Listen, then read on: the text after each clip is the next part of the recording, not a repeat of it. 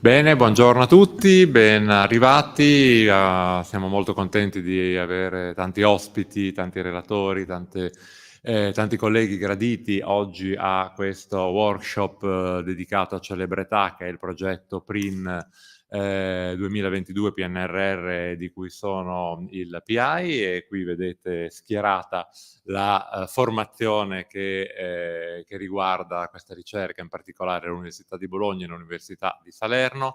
Il mio compito è semplicemente quello di aprire questa giornata senza ulteriori chiacchiere, e lascio subito la parola a Sara Pesce e poi a Mario Tirino, che introdurranno la giornata. Una mattinata che sarà, lo diciamo subito, bilingue, quindi parte in inglese grazie anche alla nostra keynote speaker di cui sentirete parlare tra pochissimo, e ai nostri colleghi della prima sessione, ma parleremo anche in italiano per il resto della giornata, e anche questa presentazione è un po' bilingue.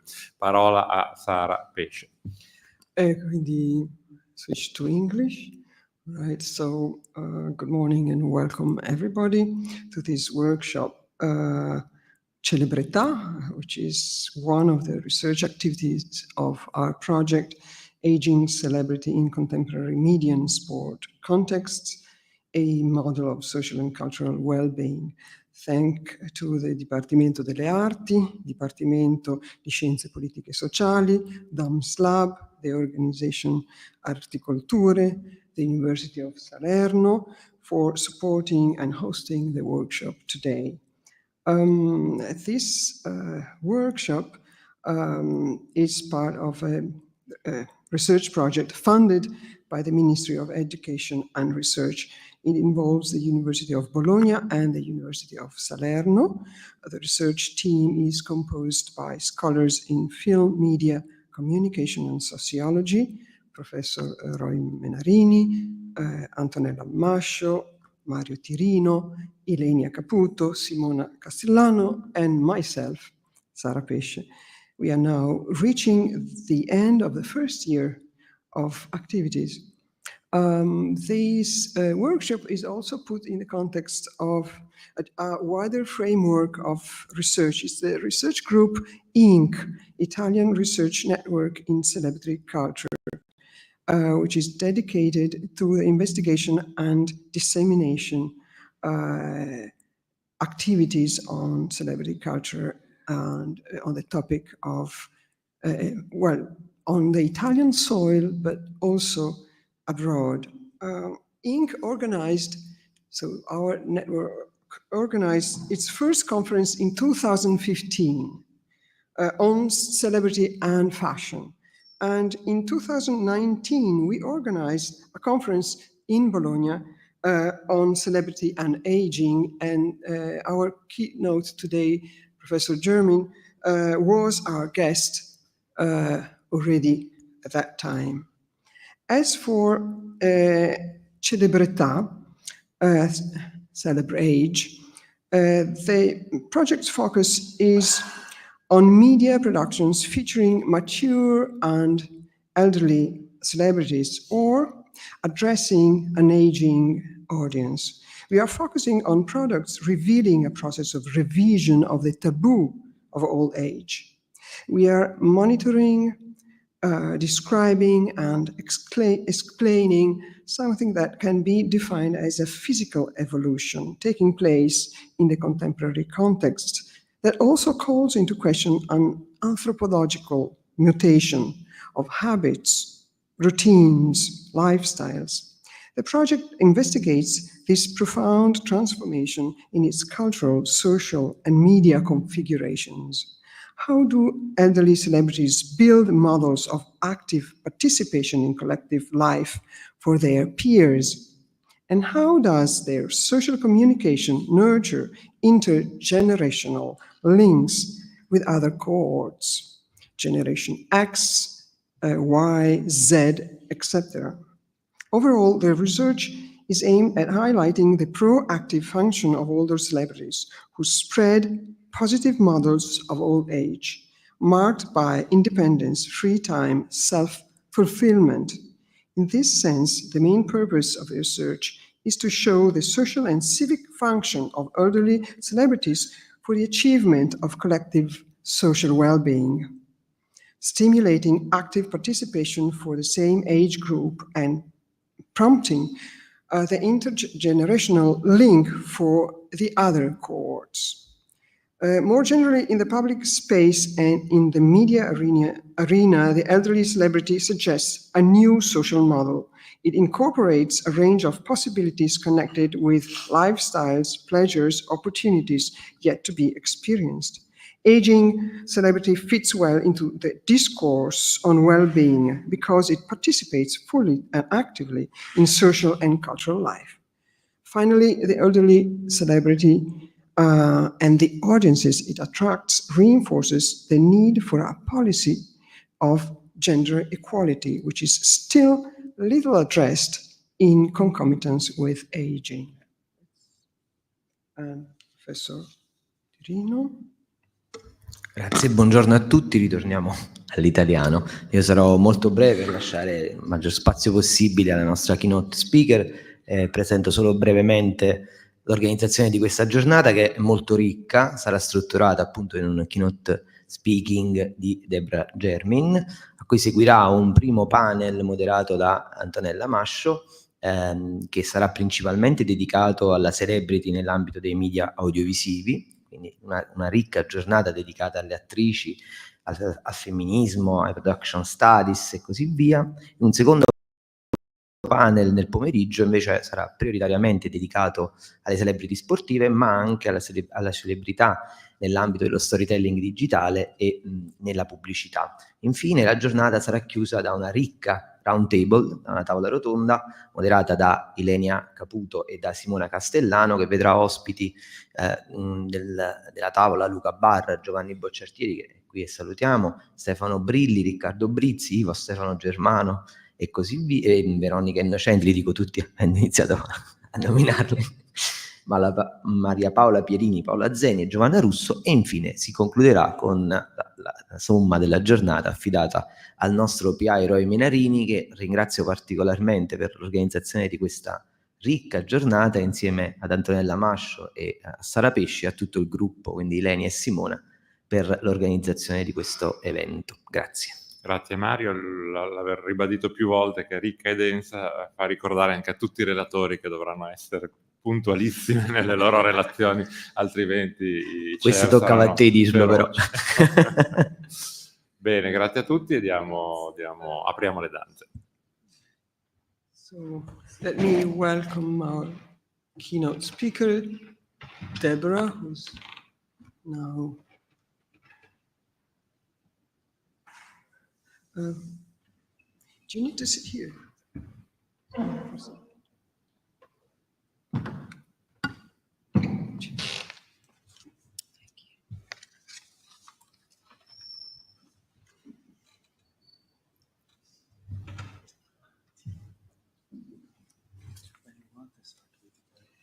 So let me.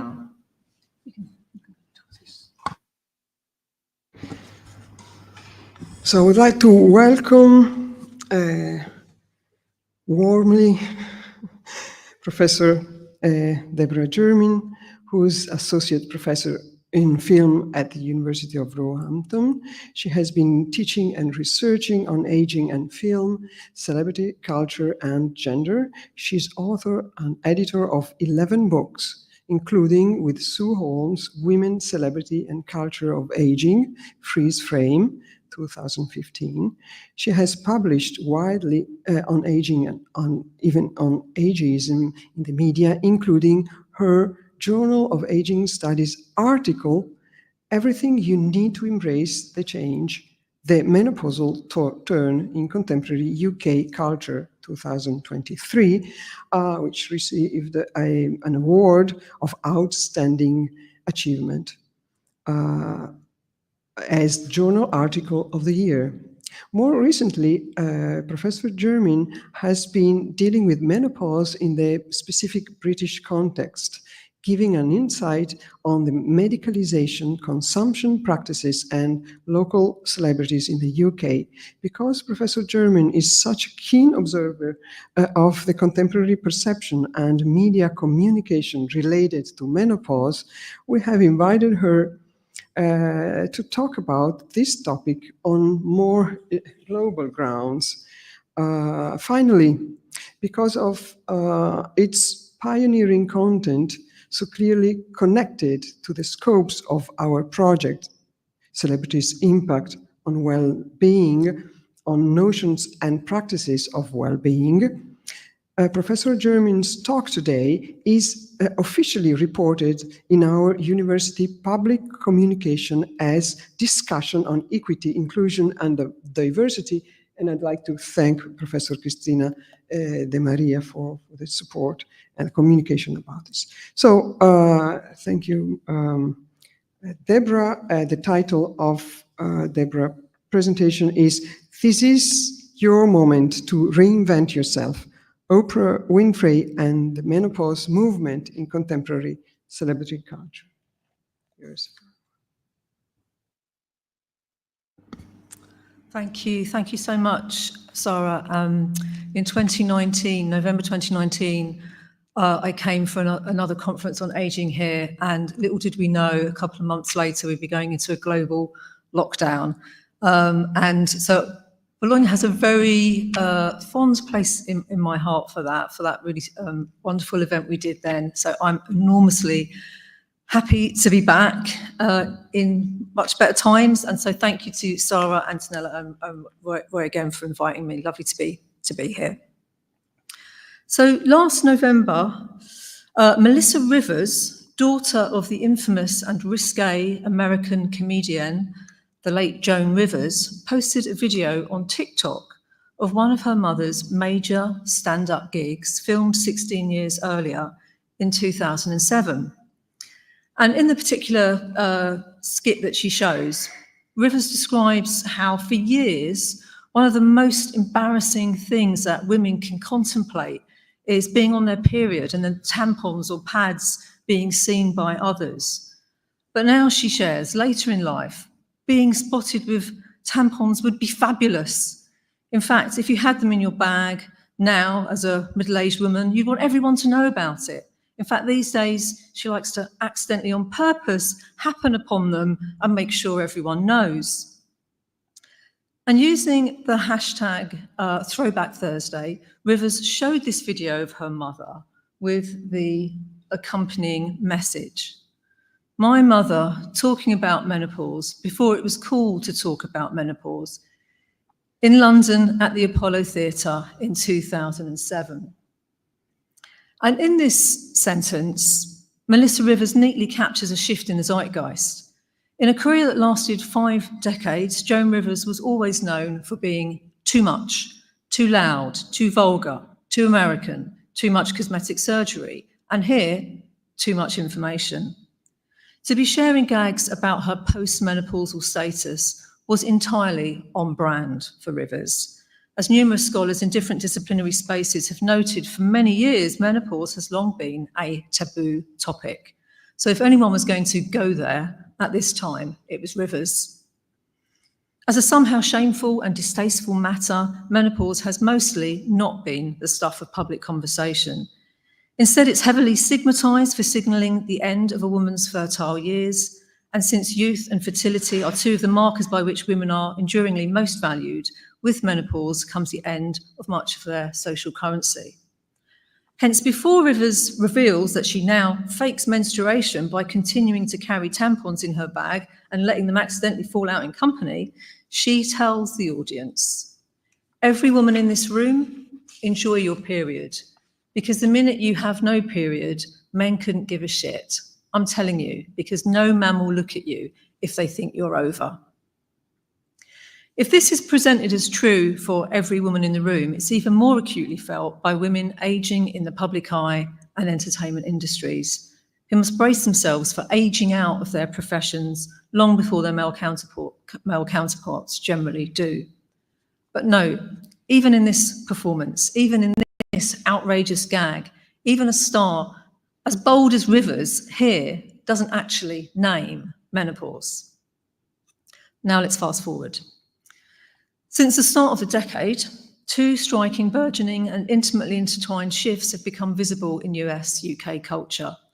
First, cultural attention to menopause has amplified markedly, eliciting huge interest across journalism, politics, medicine, retail and beyond, where once it was avoided or whispered. So in the work I've undertaken on menopause in the media today, largely in the UK context, I've adopted the term the menopausal turn to describe this cultural shift. And the UK's menopausal turn has been evidenced, for example, by the Make Menopause Matter campaign, which has succeeded in having menopause added to the UK school curriculum, a bill to end prescription charges for HRT, hormone replacement therapy, and crucially for our work today, an explosion of celebrity menopause manuals, as you might call them, TV spots, interviews, menopause merchandise. Second, and linked to this, from Naomi Watts to Halle Berry, from Emma Thompson to Drew Barrymore to Courtney Cox and more, midlife and older women celebrities are increasingly talking publicly about their often debilitating experiences of menopause and agitating for better support for menopause, with a candour and volume that would have been unimaginable a generation ago.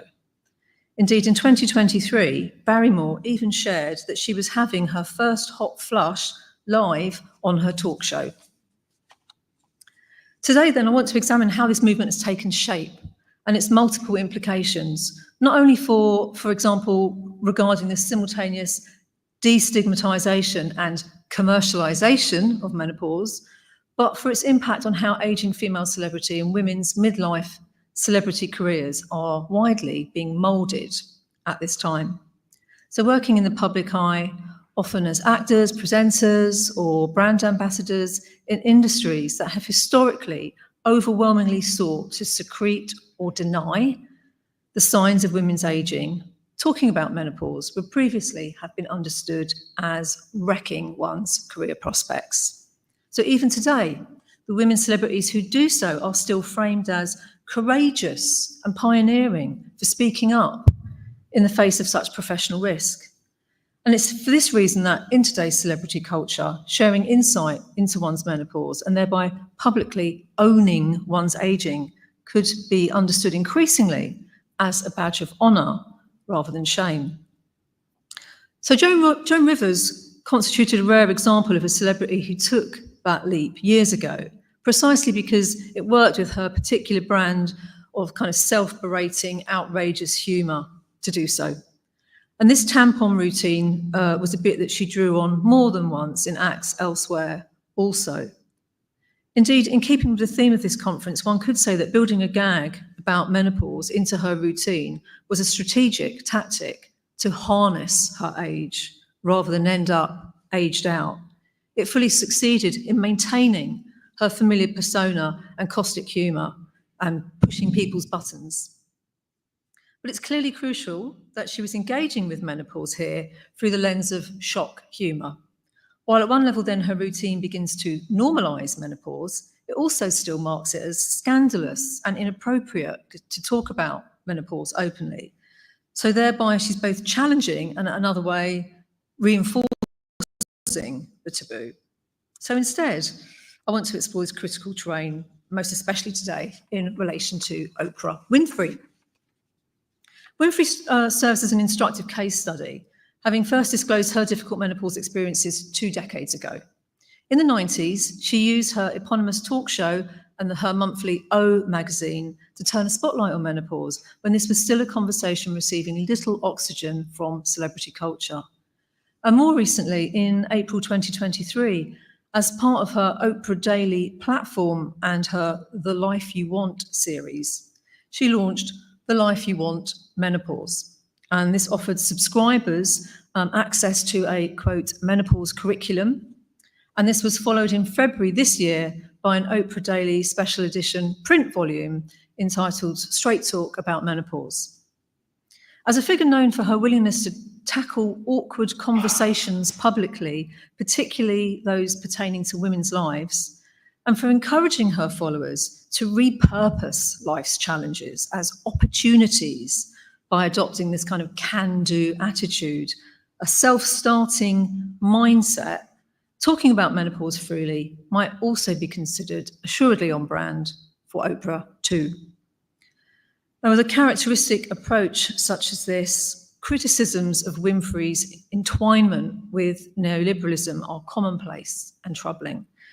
But so too, I argue, is Winfrey, a kind of messier and more contradictory figure here than that portrait alone might suggest.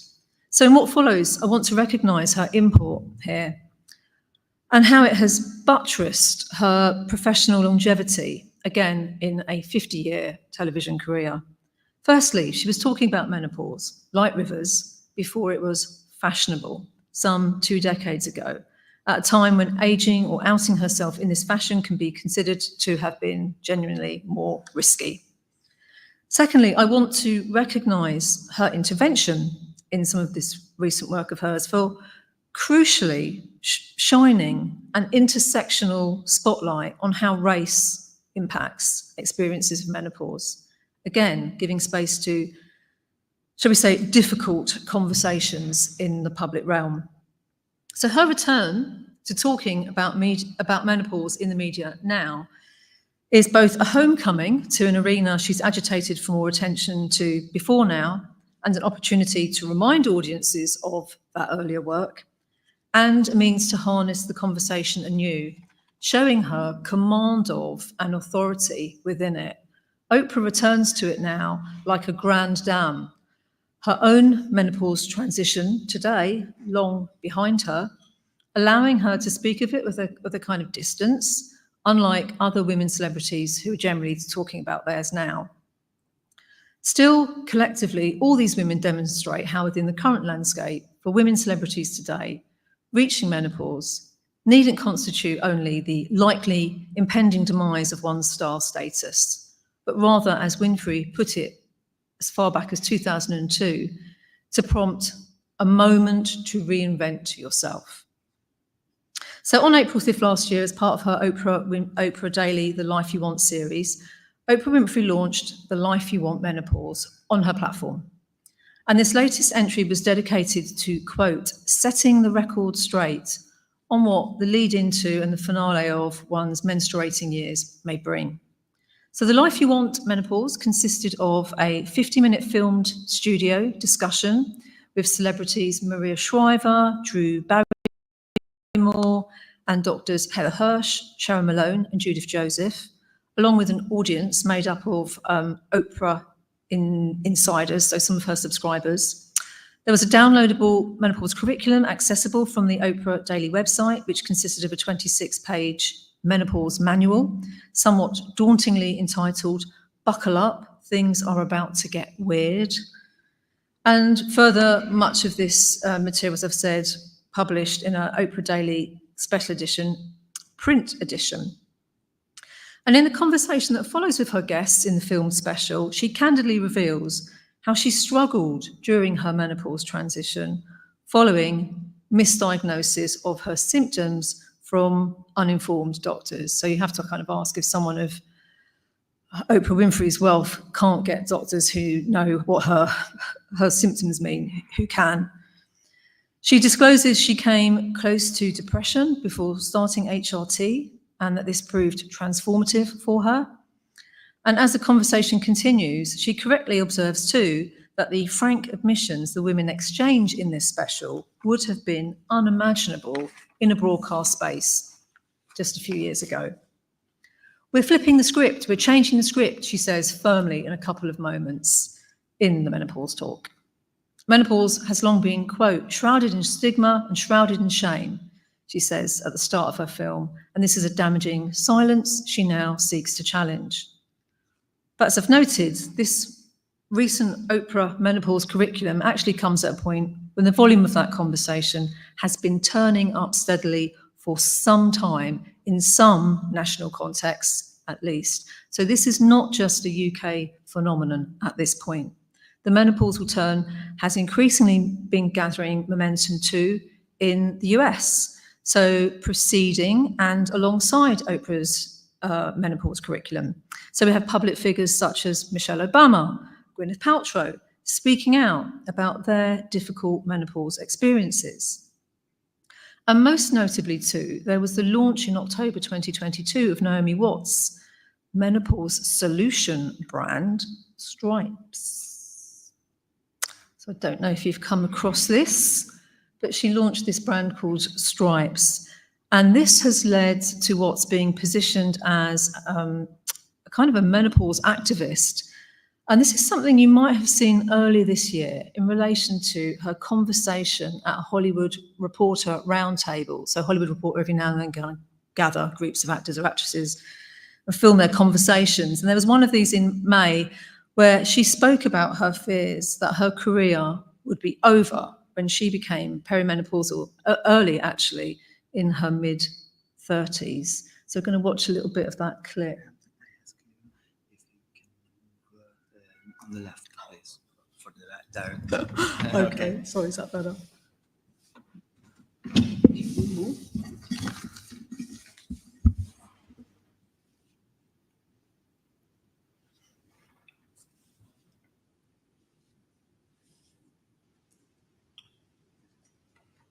Yes. Yeah.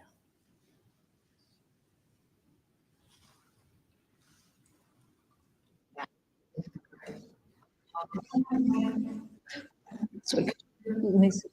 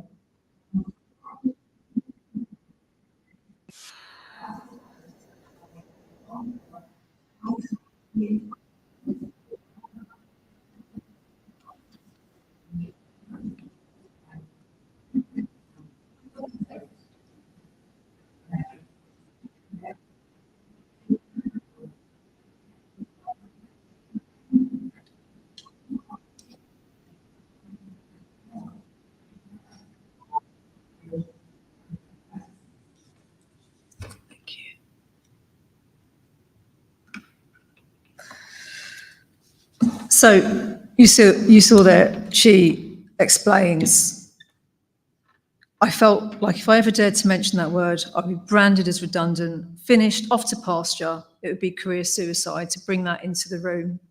And instead, she went loudly in the other direction and launched Stripes, where the menopause-friendly evening wear night cream will set you back just $80.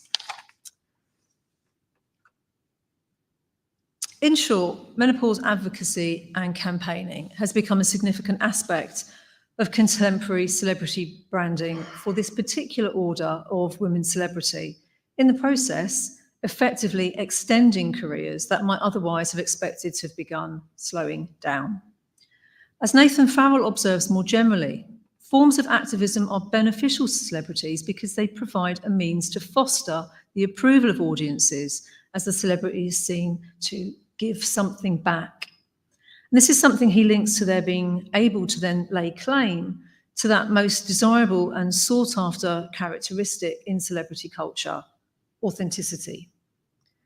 Further, celebrity menopause activism can be understood as intricately and intimately entwined with what Sean Redmond has called the celebrity confessional, in which celebrities, quote, rely on the confessional to authenticate, validate, humanize, resurrect, extend and enrich their star and celebrity identities. Stars and celebrities confess, and in so doing, confirm their status as truthful, emotive, experiential beings. So in all the instances just discussed, the viability of the stars campaigning pivots on their willingness to impart personal and sometimes distressing details of their own menopause. Here, chiming to with what Hannah Yellen has called the nexus of promises of access and authenticity, intimate revelations and self-disclosure, which she says are characteristic of women celebrities' memoirs. Further, in line with the notion that the celebrity confessional serves the industrial needs of celebrity as a commercial enterprise, these celebrities labour for menopause awareness now arguably bolsters rather than destabilises their personas. Now, through the menopausal turn and its appetite for menopause memoirs and disclosures, they are retaining visibility, engaging in a cultural climate preoccupied with such themes as well-being and the constant neoliberal repurposing of the self, refusing the silence that so widely meets ageing women and has previously met the topic of menopause by talking publicly about what was once unspoken. So collectively, all the activity I pointed to at the start of this paper has worked to move menopause away from that shameful kind of secret that Oprah and Watts and numerous others now speak of, to more widely fueling an increasingly ubiquitous cultural conversation. But crucially, as I previously examined, in the UK, the media focus has overwhelmingly centred and privileged the experiences and testimonies of white, middle-class, normatively attractive, cisgendered women. The move to embed greater menopause awareness in the UK should not divert us from identifying how the evolution of the menopausal turn has nevertheless widely been shaped by neoliberal and post-feminist discourses, ones which encourage the peri or menopausal or postmenopausal subject to again own their menopause, step up to embrace menopause, ideally, in fact, utilising menopause as an opportunity for midlife reinvention. So far, so Oprah, right? Hold that thought. In mainstream UK media spaces, there has thus been precious little space for exploring how complex intersectional contexts around, for example, race and class, or one's status as queer or non-binary or neurodiverse, mean menopause is experienced differently. This is despite research finding, for example, that Black and Latinx people enter menopause earlier than their white counterparts. And as researchers such as DeSalis et al. Have argued, that somatic experiences of menopause are embedded in socio-political contexts and the interaction of the biological and social. And it's in this context and more that I find some of Oprah Winfrey's contribution to the international context of the menopausal turn compelling and necessitous of our attention. Partly, in fact, because Winfrey's reaching for the mic in the conversation now is, as I know more accurately, her retaking the mic. Having recently turned 70, in Straight Talk About Menopause, she shares that in her 50s, after being wrongly prescribed heart medication for palpitations that doctors failed to recognise as a symptom of perimenopause, her struggles were resolved by HRT.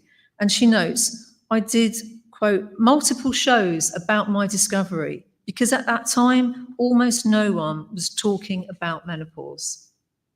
And it becomes vital to the space of burgeoning menopause and media scholarship that we acknowledge this. If leading white women public figures are being positioned now as bravely risking careers to start this conversation, we need to recognise that Oprah had been doing some of this over a decade ago. So in 2009, for example, she famously, stroke infamously, dedicated both a report in the February edition of O magazine and to 2 January episodes of the Oprah Winfrey Show to examine bioidentical hormone therapy. And this prompted something of a backlash. Newsweek and others pointing out that Winfrey was not qualified to share medical or health advice, And this is a criticism that has regularly followed her throughout her career. And further, these programs' framing of treating menopause was co-opted into this kind of familiar discourse of beating aging. And this has been often another repeated and problematic thread in much menopause discourse. But in keeping with the familiar terms of the Oprah Winfrey Show's confessional address and Redmond's notion of the star and celebrity confessional, Winfrey revealed in this story that after 2 years of incapacitating symptoms, she was taking bioidentical hormones herself. And at the time, this was still, a controversial mode of treatment. And so she shares, not enough doctors know or care enough about women's hormonal issues. I thought my life force was being slowly drained. And after 1 day on bioidentical estrogen, I felt the veil lift. I share my story in the hopes of opening the door to restoration and balance to women and men everywhere. I encourage you to take charge of your health, read this month's story on menopause, and research the best doctors for you. Most important to me is getting past the sense of shame. Now, anyone reading this who's read any of the recent proliferation of celebrity accounts of their debilitating menopause will recognise how precisely these are presaged by Oprah's account here from 15 years ago, at a time when such disclosure about menopause was still uncommon. So we see the failure of uninformed doctors, the admission of unexplained and bewildering symptoms, fear, then relief and liberation on finding HRT, the will to share and encourage knowledge about this and to end shame. And it also fits very neatly into what Eva Illouz called over 20 years ago, Winfrey's performative therapeutic narratives of her life. And further in this piece, we also get a window into why Nicole Ascoff in 2015 referred to Winfrey as one of the world's best neoliberal capitalist thinkers. She writes, Winfrey is one of a new group of elite storytellers who promote market-based solutions to the problems of corporate power, technology, gender divides, environmental degradation, alienation, and inequality. So here then, Winfrey's taken the bold step of publicly revealing and discussing her menopausal status and its mental and physical fallout. Then suggests the most effective means for others suffering the same, maybe hugely expensive private healthcare for individually composed bioidentical hormonal therapy, far beyond the reach of most who might benefit from it.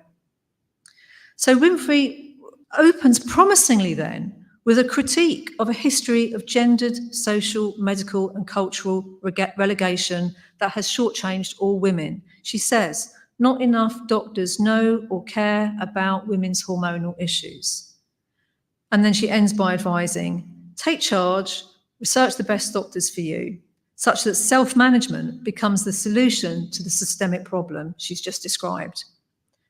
Now, in 2024, she implores her readers preparing for menopause to buckle up, setting the stage for a roller coaster ride, which is both unavoidable, but also, if you are smart and responsible and manage this, if you're primed for a state of alert, she calls you to resilience, and all of this chimes perfectly with what's called today a perma-crisis discourse. But crucially, of course, as Ascoff also writes, Winfrey is appealing, resonating with audiences for her message of empathy, support, and love in an increasingly stressful, alienating society. And this balancing act is negotiated across her menopause curriculum too. Who could possibly be aggrieved by the plea she makes at the end there that our culture must get beyond the shame of menopause? In Illouz's words again, Winfrey shows us how to cope with chaos by offering a rationalised view of the self, inspired by the language of therapy to manage and change the self. So indeed, 15 years later, there's a moment in the Life You Want menopause special, which almost exactly replicates this trajectory, that of initially pointing to cultural and systemic inequities before giving way to individualised solutions as the way forward. So in one exchange, Maria Shriver remarks, there's been an unforgivable absence of investment in women's healthcare, and she expresses her frustration thusly. It's actually a political issue. It's a funding NIH issue. It's an advocacy issue. It's a knowing your body issue. It's pushing back against your doctor. You, in a way, have to be your own advocate and your own doctor in some instances, actually. Again, then, we move from noting menopause is a political issue to eventually falling back on personal resilience as the answer. It's easy when constructing such a critique to conclude that Oprah's position in the contemporary menopause market is thus inescapably compromised. Her interventionist pitch, a smokescreen for beseeching more self-starting labour for women in ways which have both predated and bolstered the perma-crisis landscape. But I think this would be something of a simplification. Winfrey is without doubt the most visible commentator in this space to be explicitly talking about race and menopause. While in the UK this conversation is happening, it largely takes place outside of mainstream media. Instead, it's very vital on social media, for example. But within 11 minutes of the menopause talk, the discussion turns to how African-American women generally enter menopause a year earlier than their white counterparts and experience more severe symptoms. And Oprah asks Dr. Malone why this should be. And while the discussion that follows does not specifically name racial weathering, it's very much there, as Dr. Malone explains. The more stress you have in your life, the more symptoms you have, where do you live, what kind of job do you have, what are the micro and macro aggressions you're dealing with in the workplace. Social determinants of health change how you enter this space and how you will navigate this. And there's also an article in the print edition where two writers there, Omar Sade, Bernie Scott, and Jennifer Weiss-Wolf, write, for Black women, humanity and personhood have tacitly been questioned regarding pain, symptomology, and treatment, extending back to their arrival in this country as enslaved people. So they really put on the table this, what they call a history of bias, as crucial to this discussion.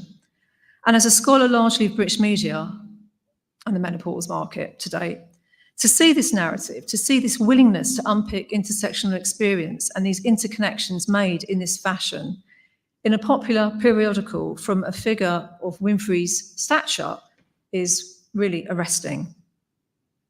But I want to end finally with another moment from the TV special in which Oprah, like Joan Rivers before her, turns to humour to upend the stigma of menopause, turning the spotlight on a still taboo symptom of menopause in a loudly spectacular fashion.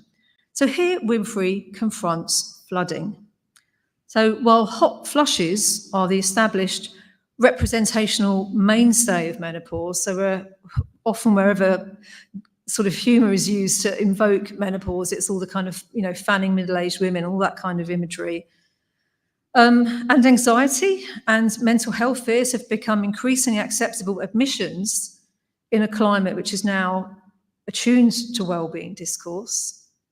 Flooding remains conspicuous by its overwhelming absence. And this refers to the commonplace experience of having exceptionally heavy periods in perimenopause, where multiple pads and tampons may prove insufficient to waylay leakage. And given that at its baseline, menopause is widely defined in some shape or form as the end of bleeding, blood often remains strikingly absent in accounts of the menopause transition, such that when many women experience flooding, they have not anticipated its possibility. They don't recognise what it means when it happens, and it produces actually a lot of fear. Not so in The Life You Want menopause. Instead, Oprah at one point dissolves into fits of laughter, remembering the time her good friend Gayle King flooded while coming home from a date. So I'm just going to show a little bit of this clip where she gets Gayle to share. Thanks.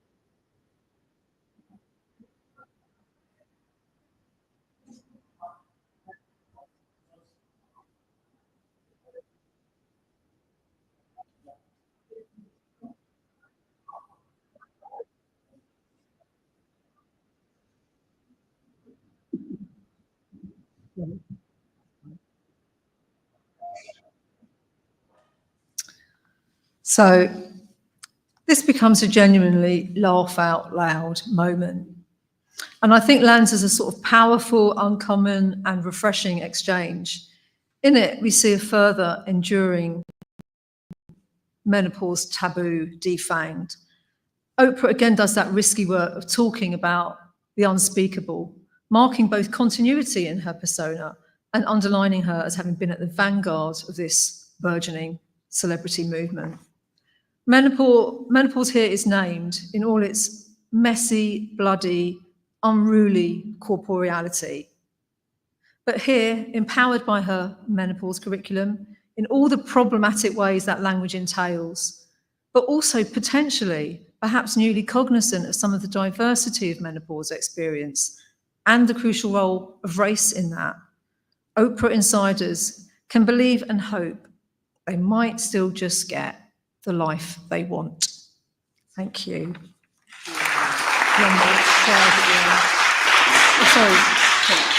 Thank you. Thank you, Deborah. Thank you for this really rich and thought-provoking presentation. I will ask in a minute for comments and questions, but before that, I would like to, underline some points of your presentation that are really useful for our research and useful on a general basis. Your arena of interest is basically British and North American context, and our research project is mainly Italian, which is TV and film celebrities and sport celebrities in Italy. But the task of groundbreaking research is to bring neglected content to the surface. That's the thing, and thus to break taboos. The taboo of old age is one of our themes, and menopause is another extremely groundbreaking topic that needs to be brought to the arena of humanities, media studies, and pushed outside the boundaries of this confinement to the medical studies. And I suggest, suggest that we should promote an exchange of contents and perspectives with medical disciplines and other fields like psychotherapy, psychiatry, or even economics, just as the celebrities that you mentioned so far brought up menopause to the general attention. And in the Oprah talk show that you mentioned, for instance, a doctor was invited, Dr. Malone, which you mentioned, and this doctor was very vocal about how much the medicalization of menopause is based on the implied notion of what is the norm and normality as based on a male standard. So in Italy, academic studies on the topic of menopause remain mainly limited to the medical arena. Studies in the media do not show a significant consistency in this field, not even a noteworthy numerosity. There exists indeed a few studies on the debate about menopause, gossip about public figures and their menopause in generalist magazines like Oggi, which you may all know. Or there exist historical studies on the professional impediments experienced by the cinema divas in certain periods of film history. But to my knowledge, in the arena of media and film studies, there is no field research on or interviews on how negative self-perception, exhaustion and physical impediments associated to menopause affected women employed in the film or television industry, how they interfere with their professional life. Thank you also for paying such keen attention to the issue of choosing the right words or what is unspeakable, because there is often a preference to use the term age and aging rather than the term menopause, which therefore seems to be stuck to within a restricted semantic capacity. And you brought within this sphere of unspeakable the word, not only the word menopause, but the word fluiding, and beyond your specific presentation here, it is bleeding or blood. What is appropriate and what are the consequences in terms of reputation, image, of using these terms. On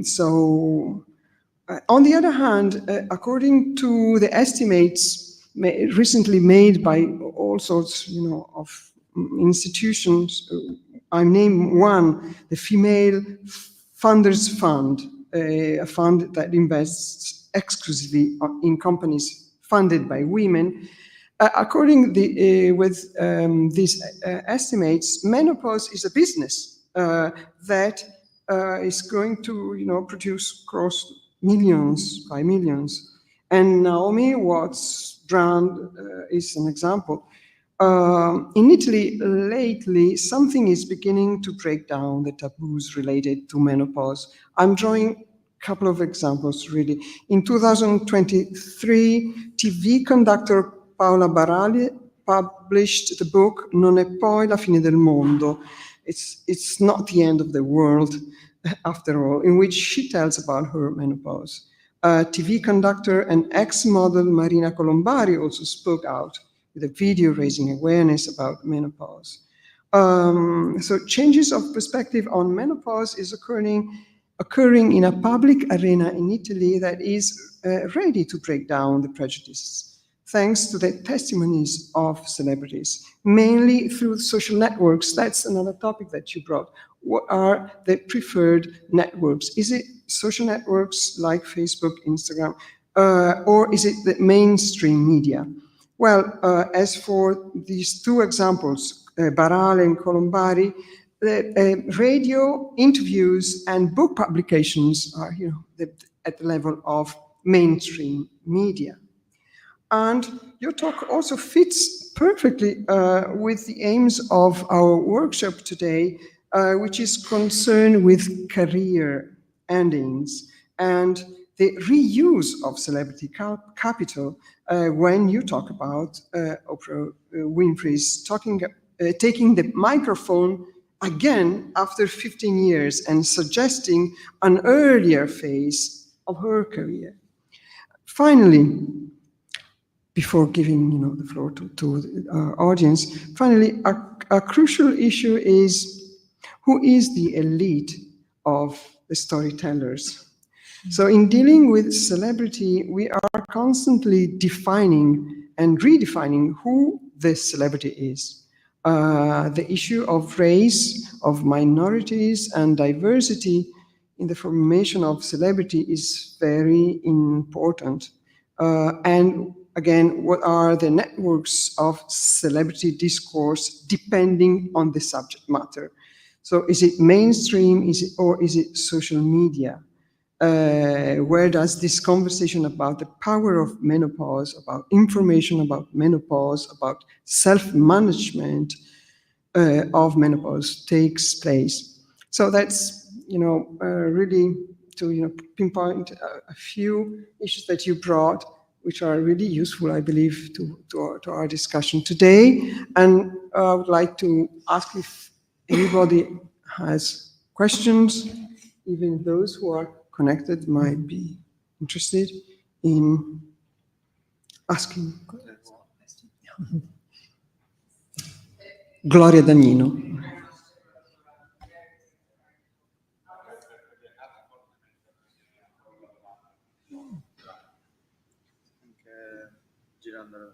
Thank you very much. No.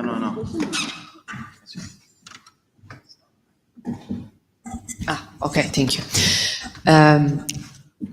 I just had a thought after watching the latest video that you showed, because on the one hand, you underline how menopause is heavily medicalized. But then the episode that you showed with the woman telling the awkward, embarrassing episodes on her date, and I thought, everyone was framing this as an embarrassing, episodes, whether, if it weren't related to, to women physiology and to period and to menopause, what she was recounted could have easily be seen as a little, medical emergency or, something like that. So on the one hand, we'd have this sort of medicalization on the discourse of the menopause, but on the other hand, medicalization is something that, sort of democratize, discourses around bodily, functions and, So I don't know. I just wanted you to ask because I just thought about this sort of, I don't know if it's a mismatch or a kind of paradox, but I see a clash between these two aspects. I mean, I suppose what I find interesting about that moment as well is because it's a symptom of menopause, which is actually really common, but which isn't really spoken about. Genuinely, a lot of women experience this and go into a state of panic and alarm because they don't know what's happening. So really, almost like at a public service information level, what that little exchange does is talk about this is something that could happen to you. Actually, we were speaking about this, weren't we? There's a little moment in And Just Like That, the TV series, the reboot of Sex and the City, quite recently, which has a moment where that happens to a character on there as well. So again, maybe pointing to destigmatization happening elsewhere. So I think the fact that it kind of like gives information that this might happen, and obviously it could be something that's bigger and more problematic, but otherwise just like don't be horribly alarmed. But also what I think is really interesting about it is that a group of women are sitting there laughing about it, because that again sort of takes away some of the fear and the stigma. Yes, this is like an awfully embarrassing moment, but women get together and laugh about it, and the sort of power that comes in that moment as well, I think is really refreshing, because so much of the discourse is, the buckle up discourse, like, prepare for this to be absolutely awful. But to actually see women coming together in that kind of moment of community to laugh about it, I thought was really refreshing. Yeah.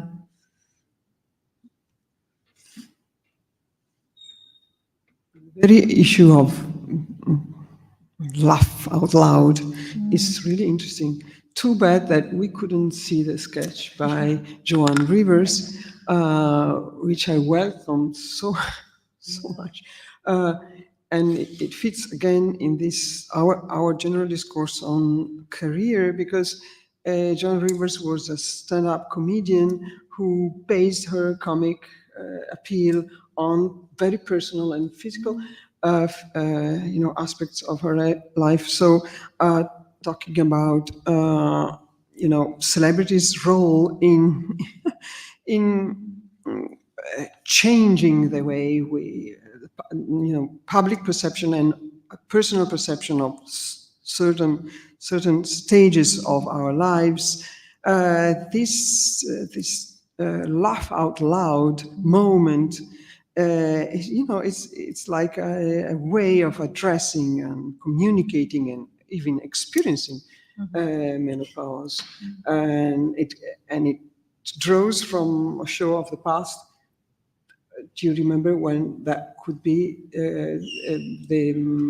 Joan Rivers, was it in the 80s when? This Yes, little extract. right. It was from 2007. Oh, Yeah, much more A recently. comedy show filmed at a theatre in London, the Apollo Theatre. Yeah, but I've seen her deliver that gag in different clips. So I think it was it was something that she was rolling out for a while. I've seen her do it in like talk show interviews, for example. Yeah. We're talking about the gag what she pretends, what she talks about pretending to have tampons in her bags to show that she's not menopausal. Yeah. Any other question?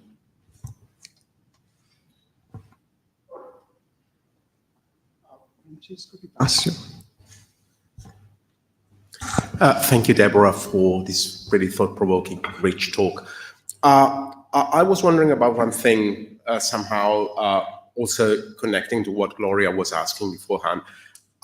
Since medicalized conditions usually demand or some advocating or sheltering because they do not match normal professional conditions, within the corpus you've been scrutinizing, did you happen to come across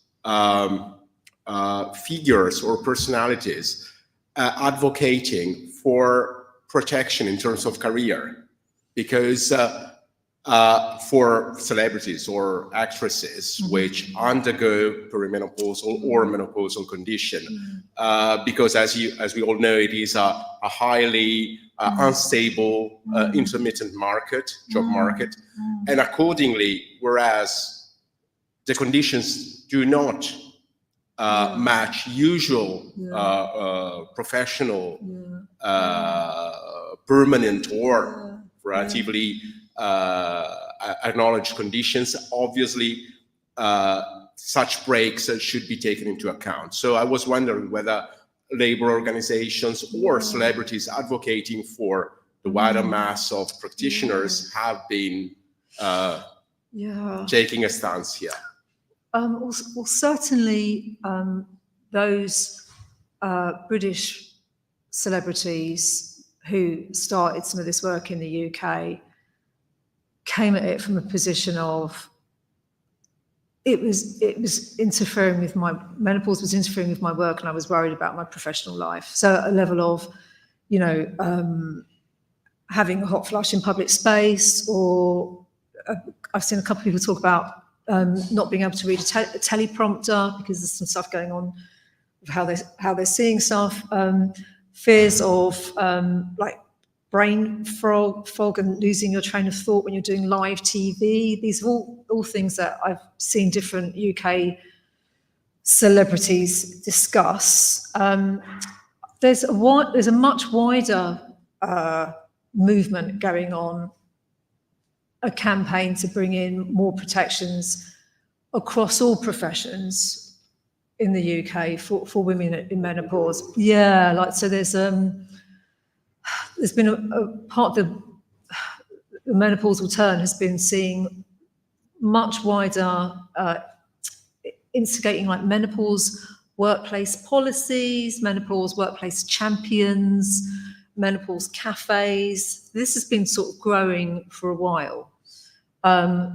So also with the new government, our new government this year, they have plans that any organisation that employs more than 250 people will have to have a menopause policy of some kind, right? So that's all happening. But in other work that I've been doing, I've been interviewing women that have worked in the screen industry, so work in film and TV, about their experiences of menopause, because there's a really high attrition rate of older women working in the screen industry. So by the time we get to sort of like, women in their 40s and 50s, they're just not really there anymore. So other work that I'm doing is asking, what's the relationship between the absence of these women, this demograph in these industries at this time, and menopause?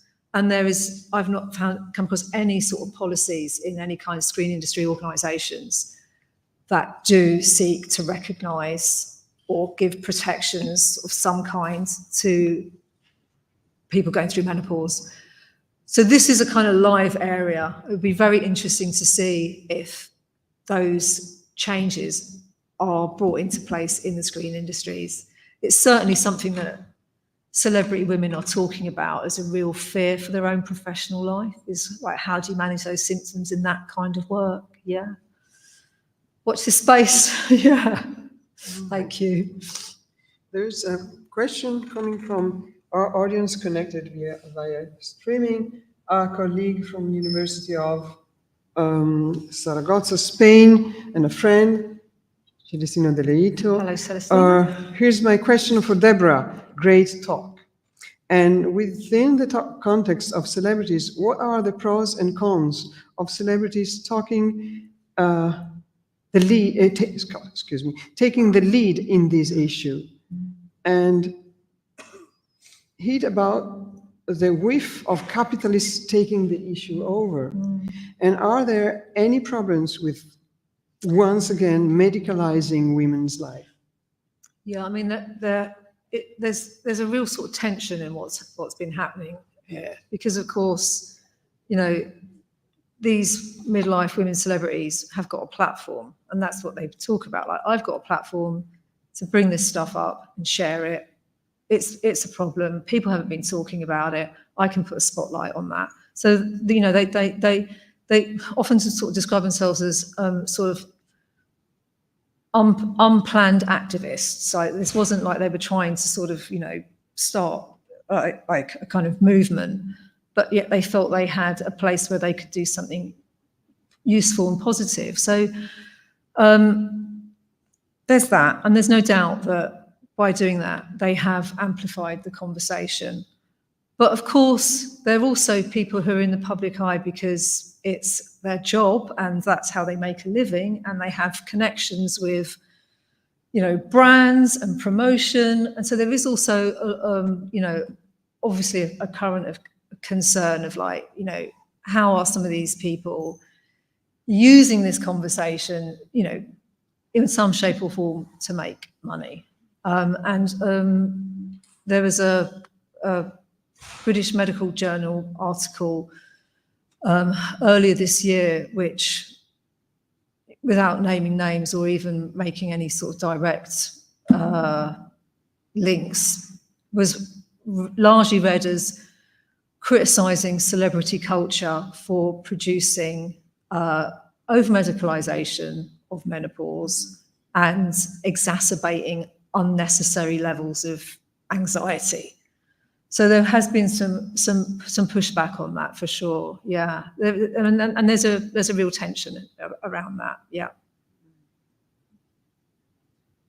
C'è tempo per un'altra domanda? Last question. Last question. Yeah. Ilenia Caputo. So thank you very much. And I found interesting.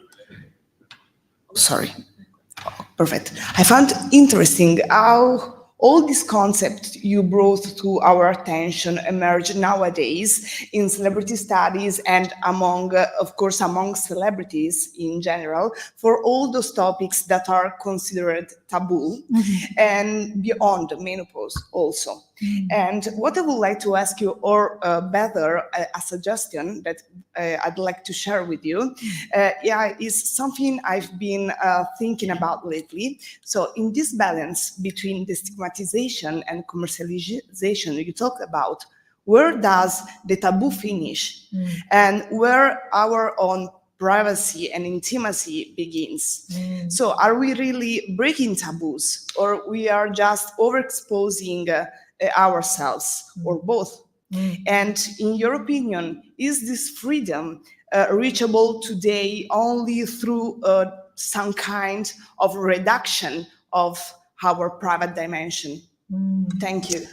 Yeah, I mean, I suppose this is why, again, Oprah Winfrey is such an important interesting figure here, because she's credited with being the most significant celebrity figure to have blurred all those spaces in the first instance, in the work that she did through her talk show for all those years. That idea of, you know, bringing the personal into the public in such spectacular way on a daily basis for years, that sort of changed how celebrity culture operated. But I mean, I guess it's like, there's a really sort of fundamental issue here, isn't there? Which is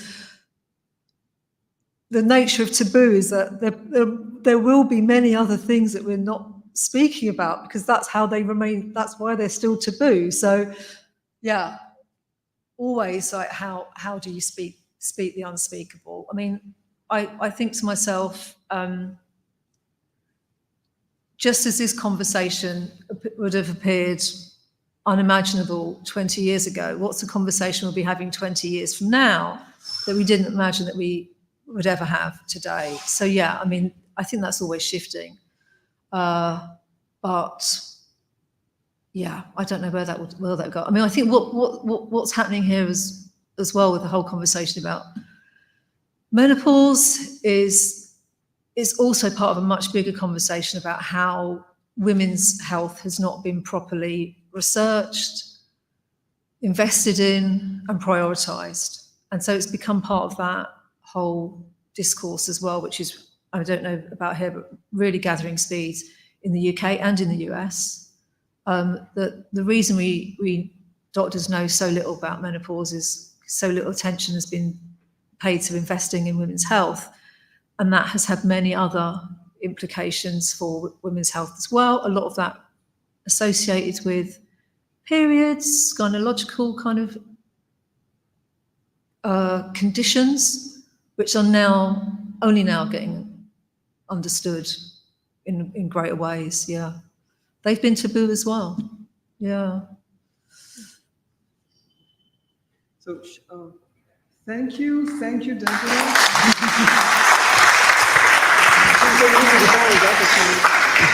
So 10 minutes break, and then very punctual, we come back here.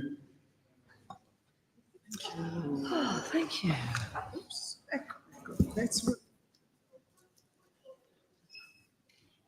Relatori, abbiamo un coffee break.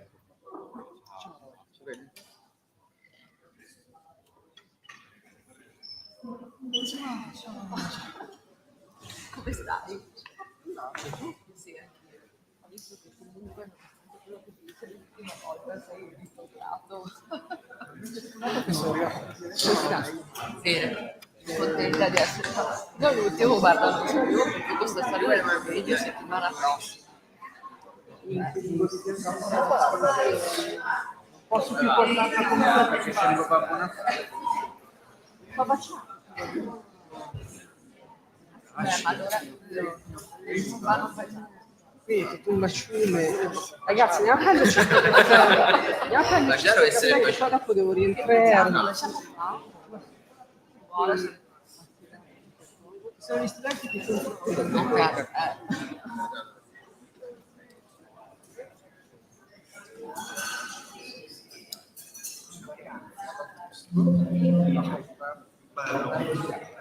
Sì, molto. Sì, ragazzi, ciao Giovanni. Ciao.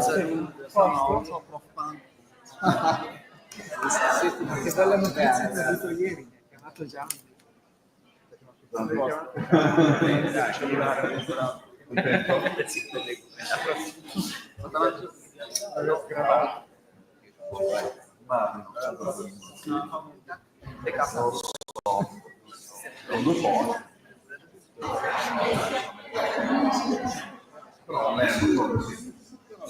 C'è la carta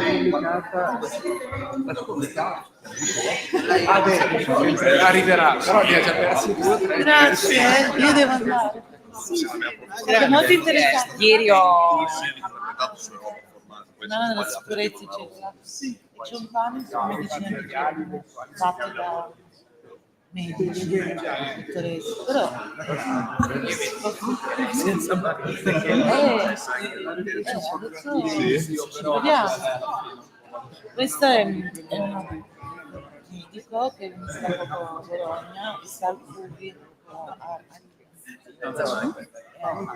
una rotonda, adesso ci vado mercoledì, e poi magari, però sono tutti medici, però c'è una cardiologa, poi c'era un geriatra, i problemi di cuore stanno sì. Appunto. 100 anni che te ne occupi. Millenni. No,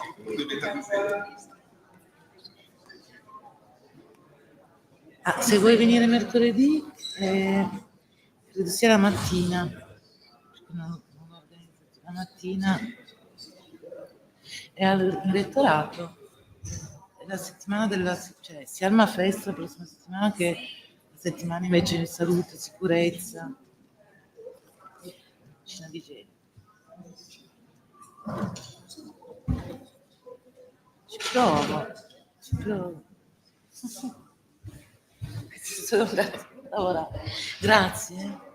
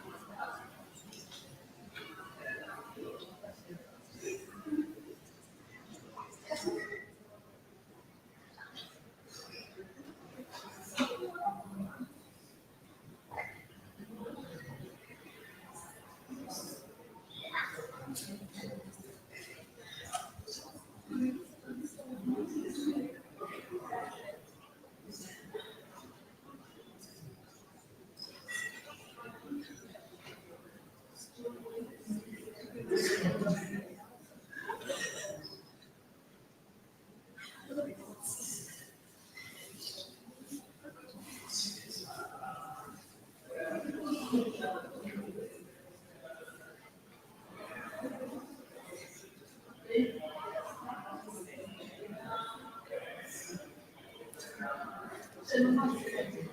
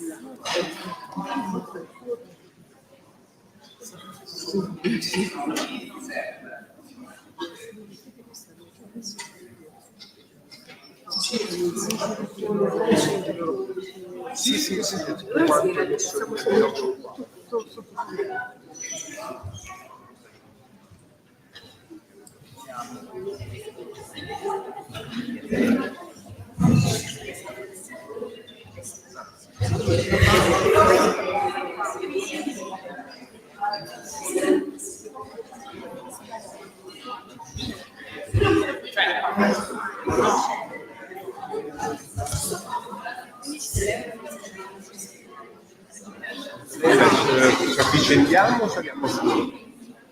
Ci stiamo tutti? Sì. Ciao, piacere Francesco.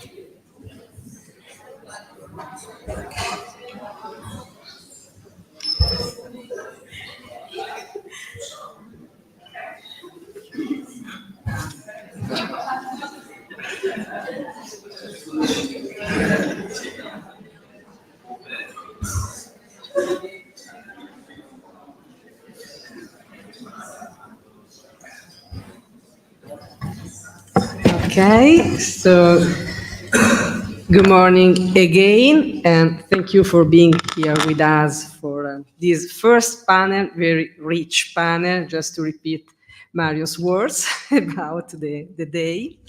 I am Antonella Mascio, and I now present these panelists. The first is Giulia Simi. Giulia is a researcher at the University of Sassari, where she teaches history of film and where she studies the autobiographical narratives of Italian actresses within the PRIN DAMA. DAMA stands for Drawing a Map of Italian Actresses in Writing. The title of her talk is Aging and the Inventation of the Self, the autobiographies of Italian actresses after 70s feminism. I leave the stage to Giulia. Thank you. Thank you, Antonella. Thank you all for inviting me. This great conference. I'm learning so much. Thank you very much. So I'm going to talk in English, of course, but I'm going to quote, since all the texts I'm analyzing are in Italian language, of course, I'm going to quote in Italian, but you can find translation on the slides. Okay, so. No? Yeah, of course. Okay. So yesterday, today, and tomorrow, my life is the title of the autobiography that Sophia Loren published in 2014 when she turned 80. Among the many anecdotes that are typical of the stories, Loren recounts the reenactment of the famous striptease that she and Marcello Mastroianni performed in Robert Altman's film Prêt-à-porter in 1994. As it's well known, the two perform the same gestures, with the difference that when Loren puts on the garter belt, she finds a sleeping Mastroianni with her shoe stockings in his hands. In soft mockery that surrounds the scene, the lowering of sexual energy is firmly linked to a sense of security and tranquility in the man. But at the same time, it seems to deprive of her seductive power the woman, which in the movie is obviously disappointed. However, there is no mention of that disappointment in Loren's autobiographical account. No? Okay. Quite the opposite, the actress notes that lo spogliarello di Mara, in Ieri, Oggi, Domani, accoglie con un sorriso lo scorrere dell'età e scopre nella vulnerabilità di ognuno di noi il vero succo dell'esistenza. If it is vulnerability, therefore, a wound that reminds subjects of their existential resilience, beauty is instead, according to Loren, the great deception. In her words, del resto la bellezza ti fa lo sgambetto quando meno te l'aspetti, ti porta in alto, sempre più in alto, e all'improvviso ti lascia cadere. Una caduta che può rivelarsi rovinosa se hai concentrato lì tutte le tue attenzioni.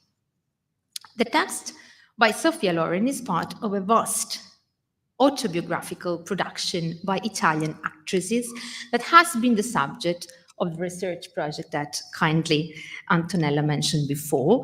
And we have, and I thank you for that, Anna Mazecchia is part of the project and responsible of the Napoli unit of the project, entirely dedicated to the writings of Italian actresses, and which is now being continued actually within a digital humanities methods. In particular, together with a group of computer scientists from the University of Sassari, we are now trying to transform the website, you can find some screenshots there, dedicated to this production into an ontology-based platform, interoperable and accessible according to the structure of the so-called semantic web.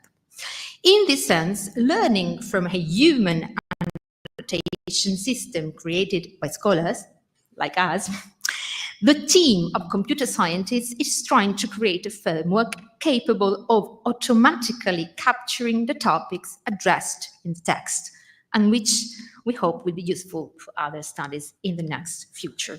So, stimulated by the theme of this conference, I have tried using, in this case, a tool of computational analysis of texts to interrogate a group of autobiographies written by Italian movie actors born between the 1930s and the 1950s, who published between 1990s and 2010s.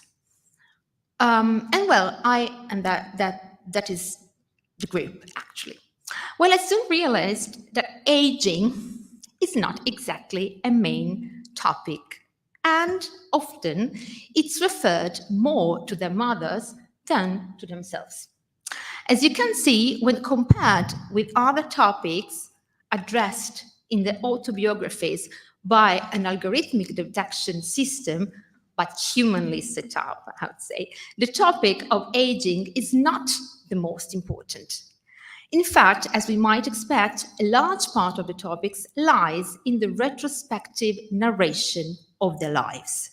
Therefore, in addition to the major topic of the work, the profession of actress, which I haven't mapped here, it's the relationship with their mother to prevail, flanked by the narration of forms of suffering, which is paradoxically in these texts more related to the years of youth.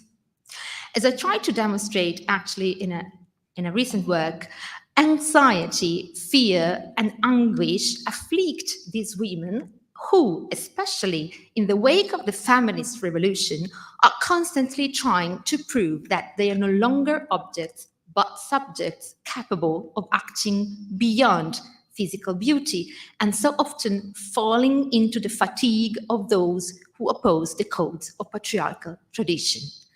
Old age is therefore a difficult passage, but at the same time, it is also a form of liberation and self-determination because it offers them the strength to speak out and acquire the capacity for an active gaze. So if it is true, as Simone de Beauvoir states in Le Deuxième Sexe, that the old woman becomes a monstrum because she steps out of the role of erotic object assigned to her by men, it is also true that it's precisely that monstrum who is capable of breaking rules and funding new languages, including erotic ones, simply by being present. Thus, Claudia Cardinale, responding about aging to the feminist journalist and writer Anna Maria Mori in her autobiography, Io Claudia to Claudia, published in 1995. Cominciamo col dire che i 50 per una donna sono, come dici tu, una tappa terribile, non tanto in sé, quanto per il fatto che sono gli uomini a fartela pensare e pesare come tale. Sì, perché loro, gli uomini, hanno decretato per se stessi che il passare degli anni non fa che aggiungere fascino. I capelli grigi sulle tempie, le rughe intorno agli occhi sono elementi di seduzione, laddove hanno stabilito che queste stesse cose su una donna non hanno nessuno charme, fanno sì che sia solo e spregiativamente una vecchia. And yet, she continues, il viso di una donna, come qualsiasi essere umano, racconta la propria storia, la vita che ha passato, che ha subito, che si è conquistata. E se tu intervieni su questo, togli a un viso proprio quello che conta di più. Al posto di un libro di avventure o di un romanzo d'amore o di amori, costruisci una maschera che non suscita nessuna curiosità e nessuna emozione. So in the words of Claudia Cardinale, who, as we know, has been a presence in Italian feminist groups, we can find a resonance not only with the now mythological sentence by Anna Magnani in her idea of keeping wrinkles a sign of life labor, but also of the words of Susan Sontag in her seminal article, The Double Standard of Aging, but deepen in it because I know it's the part of the next paper, which is at the center exactly of the next paper, and which was published in 1972. Sontag is on the threshold of 40 when she reflects on aging as a visible form of inequality between men and women, a few years younger than Isabella Rossellini when she writes her autobiography Qualcosa di me, in which the theme of aging, as we have seen from the previous graphic, is highly present. Okay, that's the peak on Rossellini. In fact, it is evoked by Lancôme's decision to terminate the contract shortly before the publication of the text, and by Rossellini's equally firm decision not to take responsibility for this split and to refuse to, I'm quoting, retire gracefully, di ritirarsi con grazia, as the management of the famous cosmetics brand suggested to her. On the contrary, Rossellini formed precisely in the wake of the feminist discourse. She was an activist and a journalist as well in feminist magazines, looks at the aging as the space of a body that becomes a tangible trace of time, as a manifest sign of existence, of relationships, of affections. The aging body is a space of reinvention of the self, starting from the awareness of being subjects inscribed in the flow of life. Thus, the freckles on her hands remind her of her father's. Mi ricordo le sue mani coperte di lentiggini afferrare il volante saldamente, proprio come un campione di Formula 1. Le sue mani mi sembravano così belle. Anni dopo, quando vidi qualche lentiggine apparire sulle mie mani, andai orgogliosamente a mostrarle a un direttore artistico. Qualcosa in più da fotografare, pensai. Lui rimase inorridito dai miei segni di invecchiamento. But it is precisely in the fusion between the body and life and its fulfillment that old age manifests its power. If women have often been erased from their bodies, especially in the cultural and entertainment industries, it's precisely in the body that the space of a freedom is actually played out because it is a space of adherence to oneself. I will then read a short extract from Carla Lonzi's famous diary, Ta scienza parla, diario di una femminista, Shut Up or Rather Speak, Diary of a Feminist, which she published in 1978, but the extract I'm going to read has been written in 1972, so at the age of 42. Ho battuto la testa molto forte e mi è venuto un bozzo. Un tempo un fatto così non lo collegavo veramente a me. Era un bozzo nella testa, come un'acciaccatura nel cappello. Mentre adesso faccio così tutt'uno che sento un bozzo nell'anima, nel modo di riflettere. Da giovane uno si sente oltre il suo corpo, probabilmente da vecchi si è solo corpo. In the feminist magazine Effe, issue 6 in 1982, there is a short story, La menzogna, the lie, which deals precisely with the question of aging. A 44-year-old woman decides to tell to her lover that she's 30, in the belief, maybe true, that the numerical date is capable of casting a dark light on women's bodies and making visible signs that might otherwise be perceived differently. Age, then, is an abstract but powerful concept even before it is embodied. In the end of the story, it is the camera and the possibility of being the subject of her own gaze that liberates her from the fate of women, that of being looked at which, in the years of youth, often translates into anxiety, sometimes humiliation, even fear. And she writes, e mentre cammino sento un insolito benessere. Perché sono sparite l'ansia, la tristezza, che mi appesantivano, che mi opprimevano ancora poche ore fa? All'improvviso capisco, io non sono più quella che è guardata, valutata, apprezzata. Ora sono io che guardo, che scelgo, che indico agli altri quello che devono guardare. Finalmente mi sono liberata dallo sguardo, dal giudizio degli altri, che ho seguito e temuto per tanto tempo. Ho dunque avuto bisogno di quest'occhio meccanico per riuscire a guardare di nuovo, per sottrarmi a quell'atroce condizione di oggetto in cui ero scivolata a poco. Giovane, vecchia, bella, brutta, tutto questo ormai non mi riguarda più, non ha più senso riferito a me. In the idea of liberation that feminism has with lovers taught us, the aging body, even for women, can go from a seen body to a body that sees. For Monica Vitti, aging is rooted in emotions and means having eyes able to look at the past in a sort of a Benjamin's Angelus Novus, proceeding forward with a gaze back in time. For Sophia Loren instead, and I'm concluding, aging is being aware of oneself, that yet she seems to reach in the very act of gazing. As she observes the smile of Mona Lisa at the Louvre Museum, Sophia Loren tells us that she has understood that the key to beauty lies not in the ability to embody the fixed forms of erotic desire, but in that of having gone through a process of self-knowledge and security, which is probably not so far from the result of self-consciousness in a feminist framework. I'm concluding, I'm just finishing. And so she writes, io ormai sapevo chi ero in pace con me stessa, comoda nei miei panni, a mio agio con la vita. Mi conoscevo molto meglio di prima e forse, grazie ai preziosi consigli di Charlie Chaplin, avevo imparato a dire qualche no. Charlie Chaplin for all of us, anyway. Insomma, sapevo come spendere le mie energie e dove trovare la gioia. Per quanto si nasca saggi, solo l'età può regalare questa sicurezza e solo questa sicurezza può alimentare la bellezza che è nascosta in ognuno di noi. Thank you. Thank you. Thank you.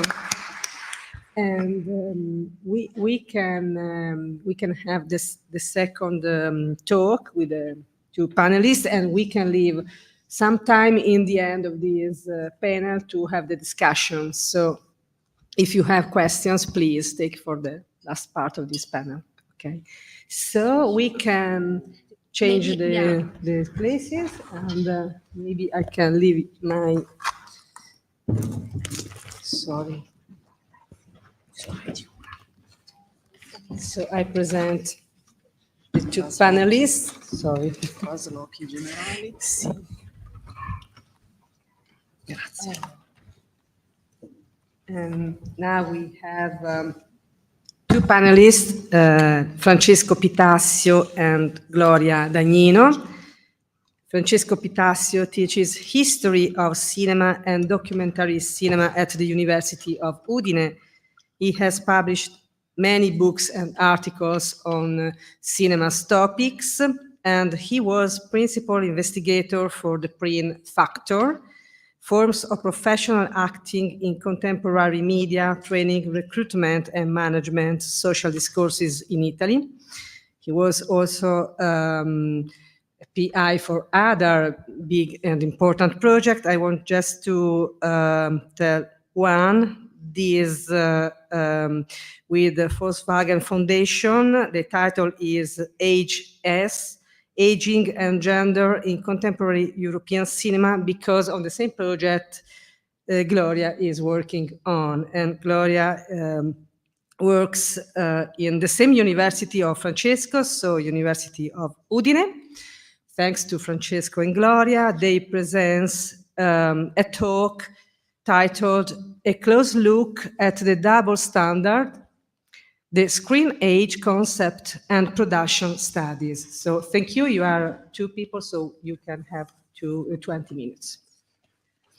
Thank you, Antonella, and also thanks to really a wholehearted thank you to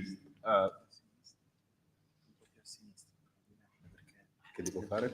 Così? Così? Sì. C'è il tavolo. Scusa, allora scavalla il tavolo. Questo schermo non funziona, vero? Excuse me. Questo schermo non funziona. Allora, intanto che ho scavallato il tavolo, un ringraziamento sincero. Okay. No, sorry, you can start.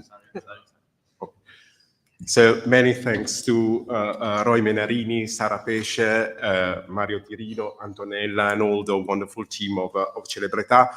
And I'm very glad also because our paper is somehow connected or stems from a research project which is called AGE, Aging and Gender in European Cinema, in Contemporary European Cinema, which is funded by the Volkswagen Stiftung, and its project leader is Vincent Heidiger, and the leading team is in Goethe-Universität Frankfurt, but brings together 5 different institutions together with Frankfurt and Udine, which we too represent. We have the King's College in London, and Belen Vidal is the PI. Université Sorbonne Nouvelle in Paris, and Raphaël Moine is the PI. And Universitatea Babeș-Bolyai in Cluj-Napoca in Romania, and Andrea Virginoș is the PI. Right, so major English actress Emma Thompson a few years ago declared in an interview with Vulture, "The age thing is insane. It was ever thus. I remember saying years and years ago when I was 35 that I'd have to exhume somebody to play my leading man. Nothing's changed in that regard. If anything, it's got worse. I remember somebody saying to me that I was too old for Hugh Grant, who's like a year younger than me in Sense and Sensibility. And I said, do you want to go take a flying leap? Thompson hit the head of the nail by hinting at the existence within film and media industries of what American thinker Susan Sontag named in 1972 the double standard of aging.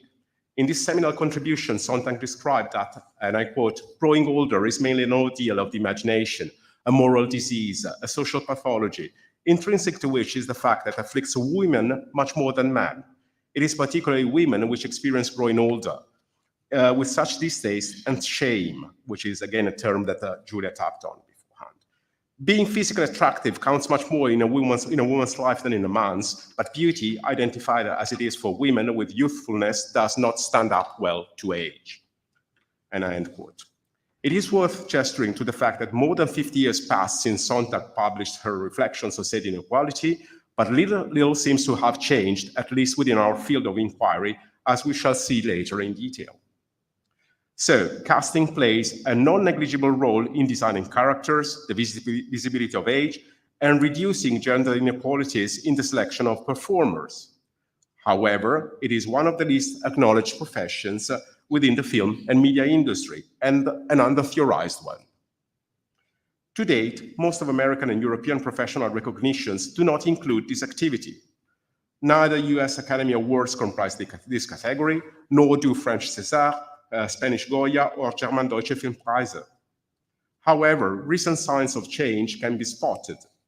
Since 2020, British Film Academy Awards, the BAFTAs, bestow an award to the best casting. And from 2025 onward, the same will happen with Italian Davide Donatello. But what kind of action does casting perform? And how can it contribute at mitigating such disparities? The Collins Dictionary enumerates many meanings for the verb to cast.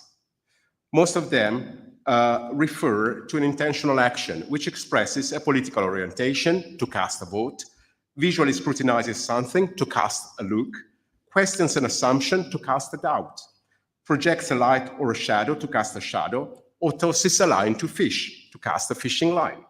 However, one meaning is closer to what is at stake in casting for a film production, as the verb also describes the production of an artifact by pouring a liquid material into a mold to cast an object, and therefore bring it together in tension, the mold, and unpredictability, the liquid material.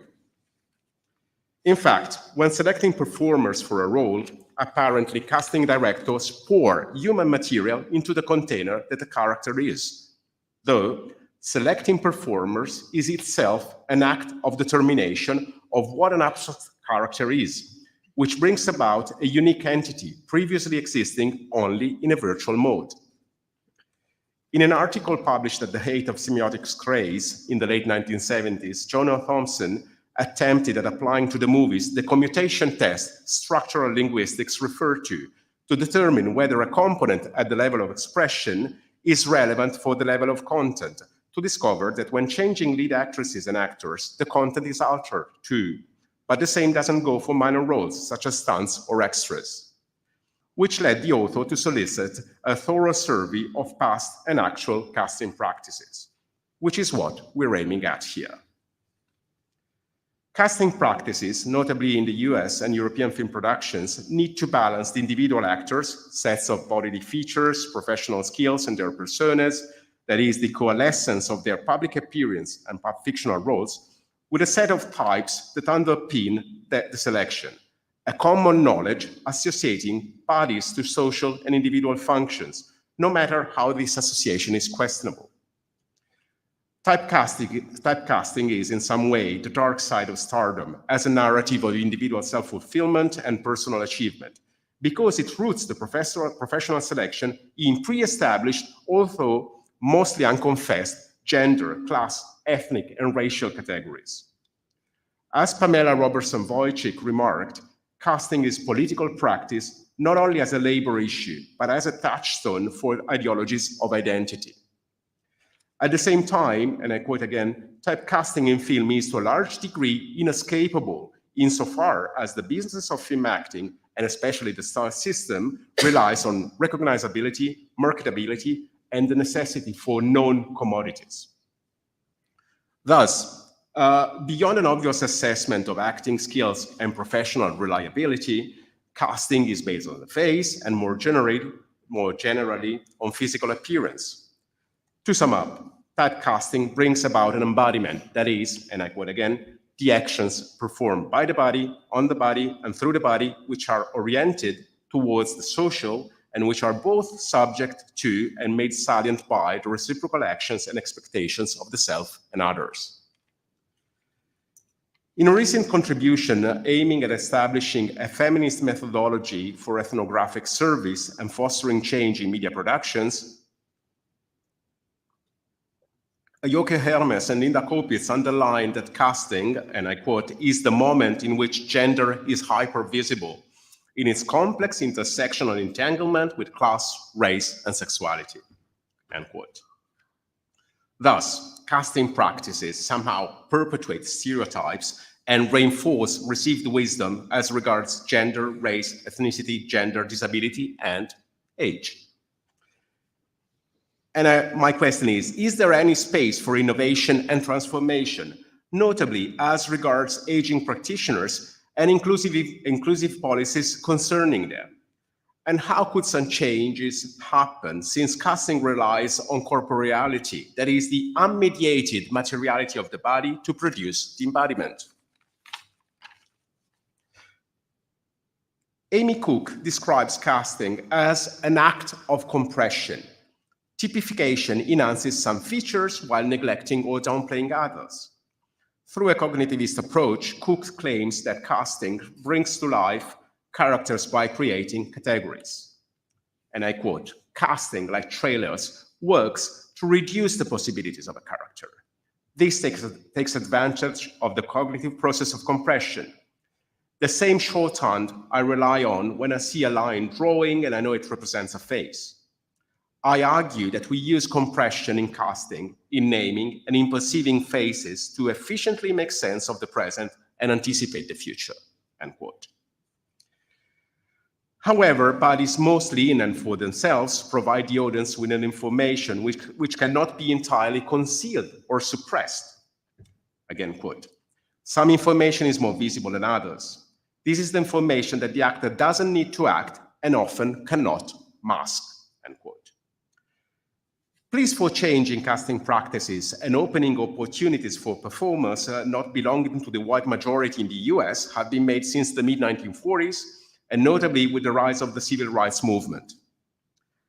The so-called non-traditional casting project, which dates back to 1986 and later tellingly changed its name to Alliance for the Inclusion in the Arts, advocated and fought for more equitable access to the roles in the American theater, cinema, and media overall. The movement created around non-traditional casting, or as recently renamed multicultural casting, led to a number of practices enhancing extant stereotypes and taken for granted characters and roles mostly bestowed on the white majority.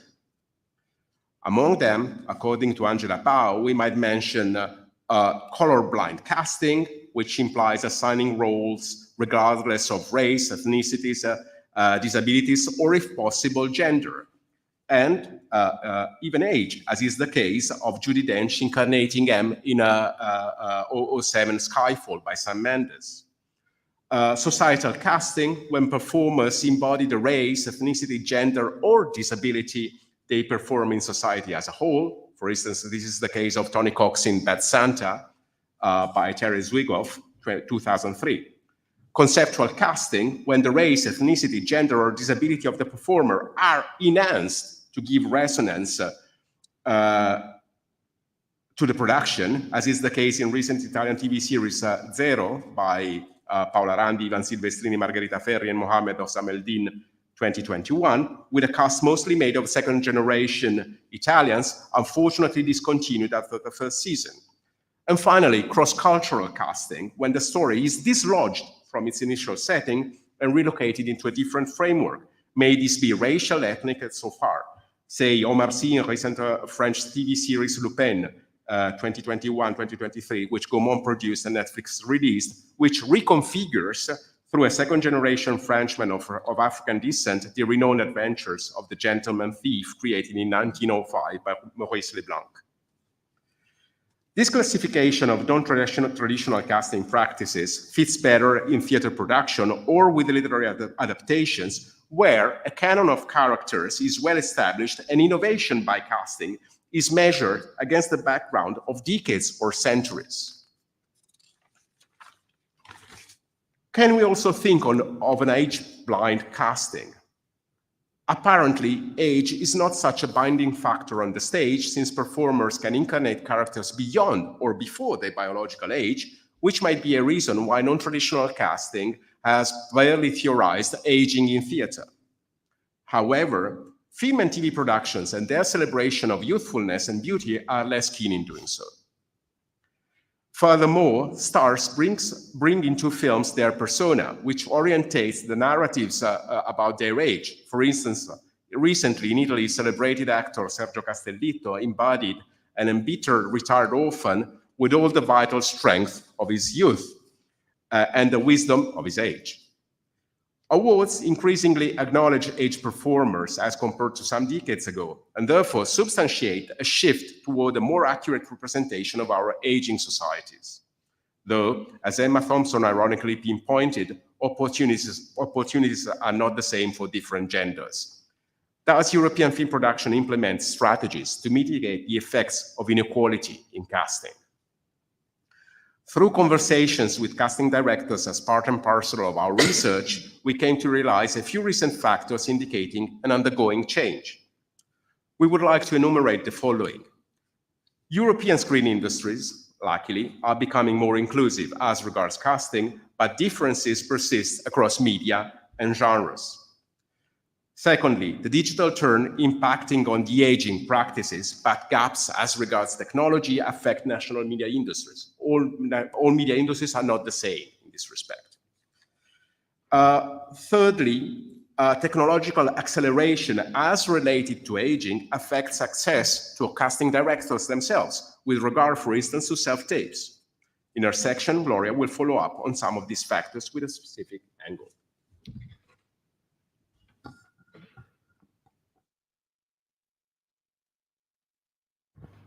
Okay, thank you. See, following up on what Francesco has said, I will focus my part of the talk on a necessarily brief theoretical discussion of the concept of age, and more specifically on a particular articulation of that concept, which is routinely yet exclusively used in the screen production industry, which is the concept of screen age. Contemporary age, screen age, età scenica, mainly translated in Italian. Contemporary age studies, and notably cultural and critical gerontologists, have embraced a constructivist approach that led them to examine the ways in which entertainment media, neoliberal discourse, consumer marketing, and body technologies, among other forces, shape our collective and individual views of age, especially at the intersection with gender and class. Over the last 30 years, the, and I quote, complex interplay between the body and its social and cultural constitution in age, end quote, and these are words by Julia Twigg and Wendy Martins, has been increasingly recognized also by scholars in other scientific disciplines like psychology, management, and organizational studies, who called for the development of a multidimensional conceptualization of age beyond counting the time that has passed since birth.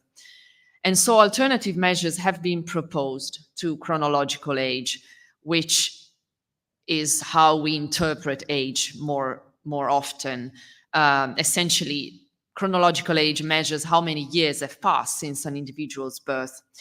And these alternative measures include functional age, which measures an individual's performance against a number of cognitive, psychological, and physiological markers. Subjective age, which is the age, and I'm simplifying, but essentially it's the age that each of us perceives to be based on our own feelings, looks, behavior, and interests. And contextual age, which does not focus on how age affects an individual directly, but how the individual is affected indirectly in the perception of their age by the social environment they live in. Now, what I would like to point out here is that all these articulations of age variously problematize the assumed linearity between body, psyche, and the social and cultural meanings associated with them at a given moment in time and throughout time. Moreover, each of these articulations reflects and discloses a distinct framework in which age as a concept has been informed and operationalized. Similarly, I would like to posit screen age as an alternative, specific articulation of the concept of age that emerge from and serve a specific framework, that of screen production. Therefore, screen age is an operational notion. It serves the purposes of screen media production, which nonetheless relies on a cultural fashioning of age as related to demeanor and gender.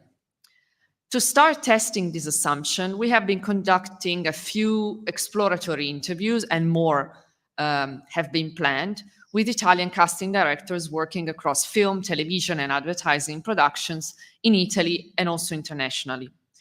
And from these preliminary interviews, some noteworthy aspects have started to emerge that we have summarized as follows.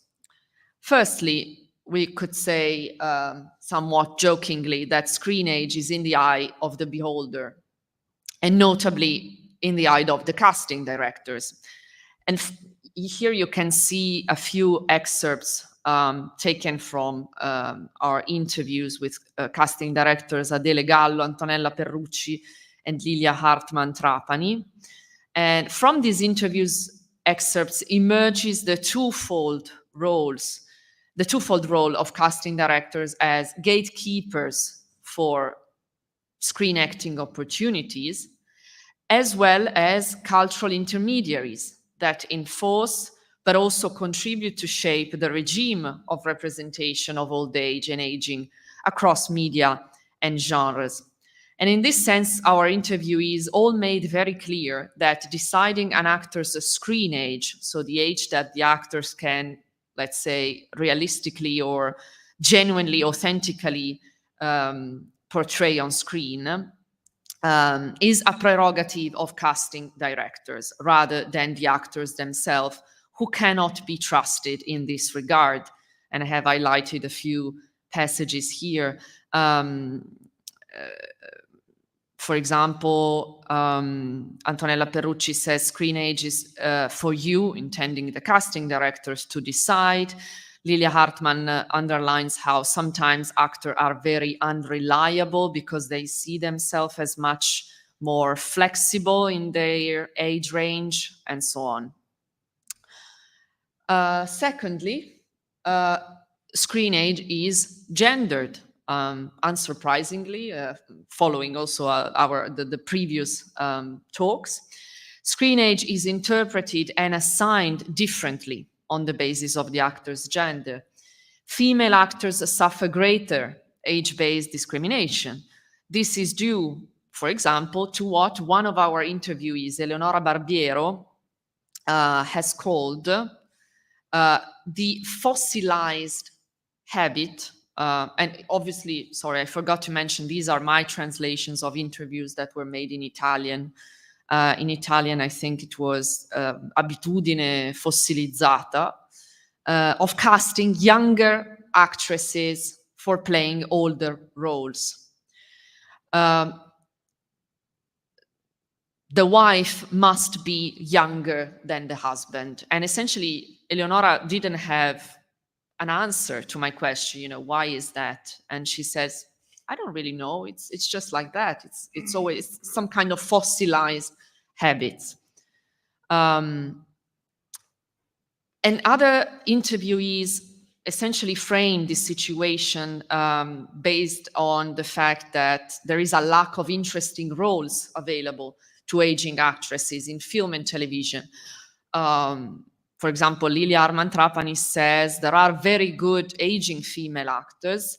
If you go to the theater, you see them. But the problem is that there are not many screen roles for them. But according to Adele Gallo, things have been changing in the last period. There is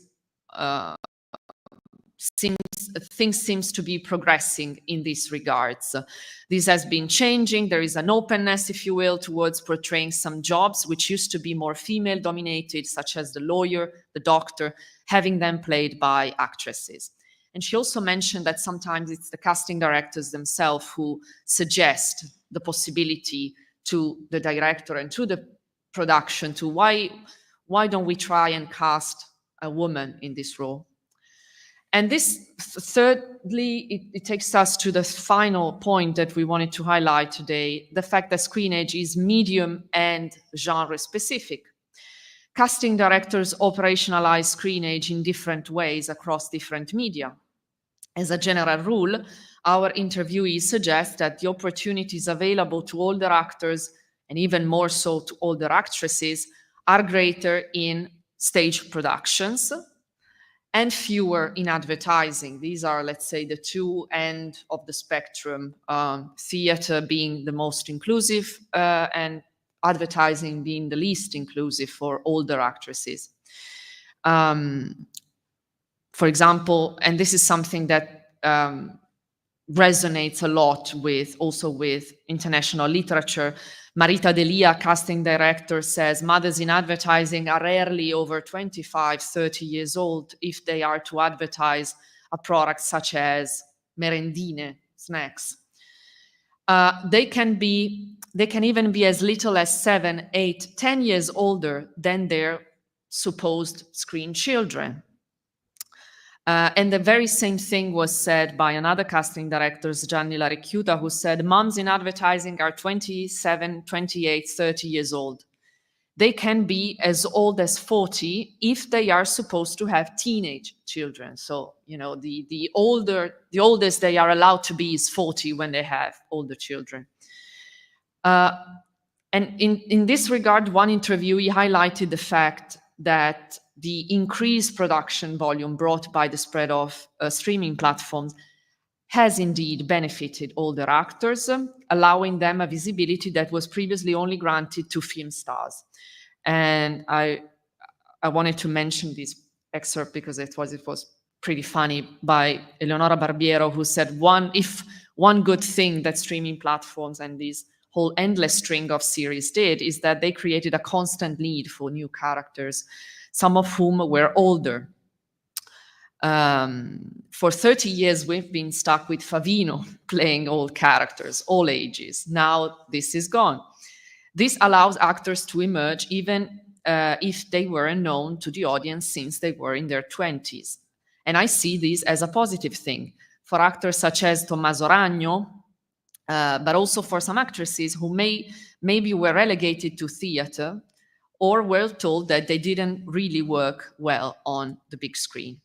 And I mean, there would be a lot to unpack here also about the perceived hierarchies of media, you know, the idea of being relegated to theater, but that's another story. Thank you. Thank you.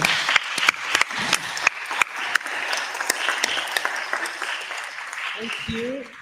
Thank you, Gloria and Francesco, for very interesting talk, like the Giulia before. And now I leave the stage to Costanza so we can change again.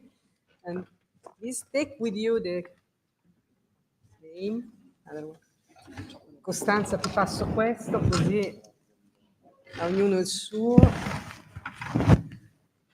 Gloria. Francesco.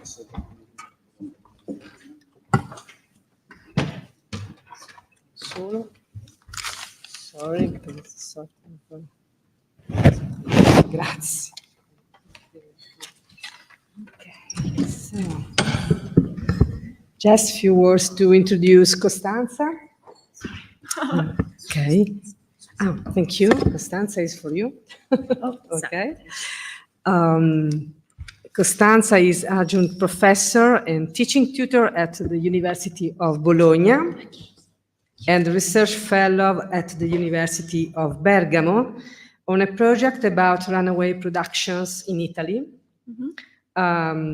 She researches classical Hollywood and cross-cultural exchanges within the scope of American studies. She has published many things about the topic of Great Depression, films, and so on. And today, she presents a talk with this title, All Things Change, but Gilbert Roland Remains the Same or Not, Recycling, Adaptability, and Endurance in Age Transitions. So thank you. Thank you. Thank you so much for this presentation, and many thanks for having me on board today for this fantastic, intriguing seminar. And thank you for putting this together. Okay, so an interesting article published on the Herald Examiner in '69, when Roland was almost 70, defines the actor as a fully realized man, quote unquote. An appropriate definition for such an actor whose career spans from the 20s, when he started as an extra at $3 a day with Clark Gable and Gary Cooper, to 1982, the year of his last appearance on the screen. Here you have a picture of him on his last film production on the right, obviously. In '69, when the article was written, Roland was a transnational star, well known to the group of actors and directors who had worked with him and to a transnational audience along the US-Mexico border that learned to love and admire him throughout all those years. Roland's endurance and ability to adapt were his best qualities. The sense of fulfillment mentioned by the article derives from his adaptation to changing conditions in Hollywood, to new styles and different production mindsets in the effort to meet the demands of the audience and endure under constant challenge. This paper firstly describes a division in 3 different phases of Roland's career, as you can see in this slide on a tentative periodization, to pinpoint a particular moment that represents a watershed in his life, the Second World War. The second part of this paper is then dedicated to bring on questions of ethnicity into dialogue with a strategy that allowed the actor to endure and adapt in his old age. The association between ethnicity and maturity allowed him to create the right premises for the transnational and the transgenerational success that characterized the second and third phases of his career after his 50th birthday. Let us start with a few biographical data, since I'm not sure you are all familiar with him. Roland was born Luis Antonio Damaso de Alonso in 1905 in Ciudad Juarez, Mexico.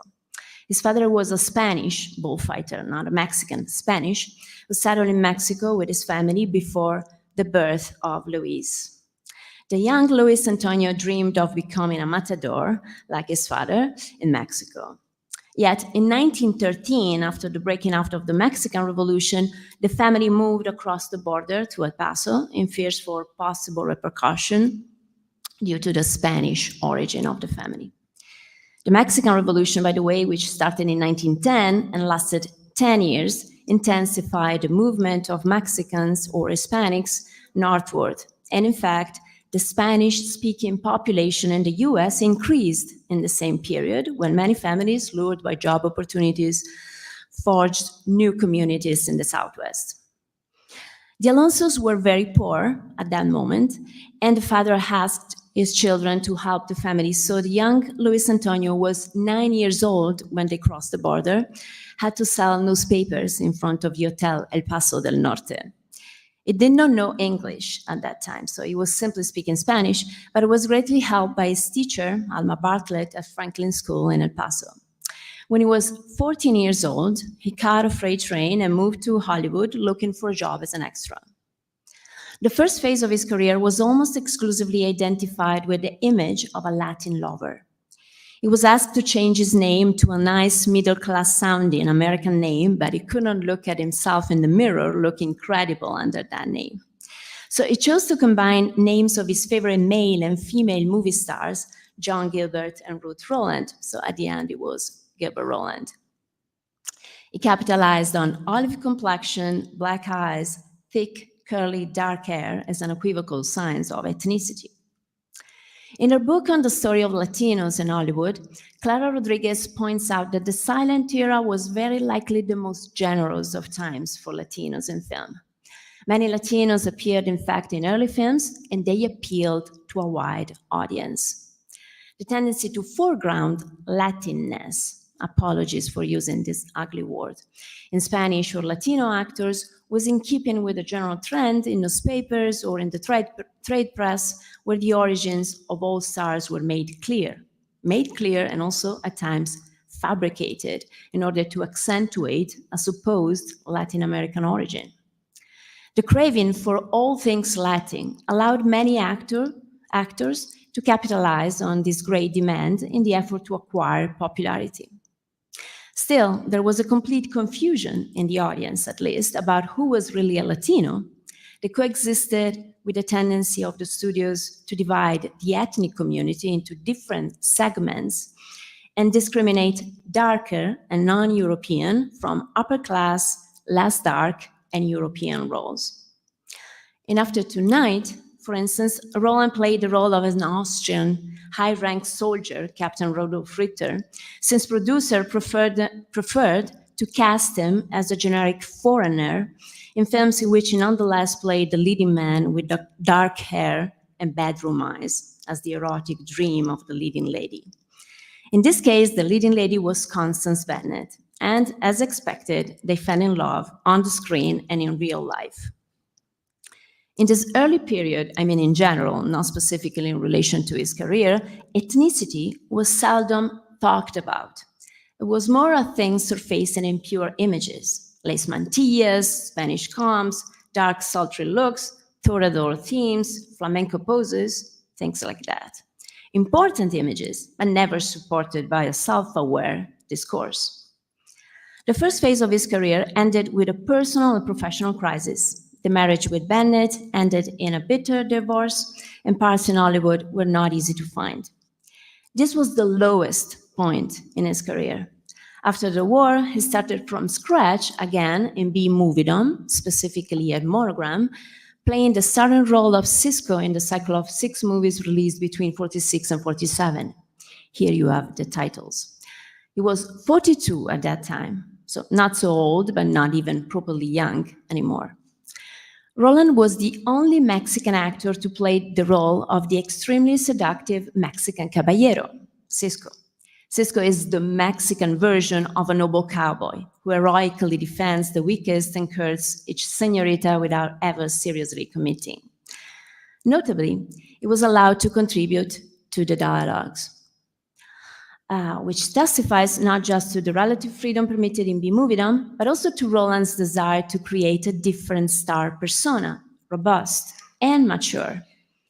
This figure remained intact during the rest of his career. In contrast to the first phase, when Roland either capitalized on a Latin look or tried to erase his identity to avoid excessive typecasting, ethnic identity played a significant role in the second phase and in the following.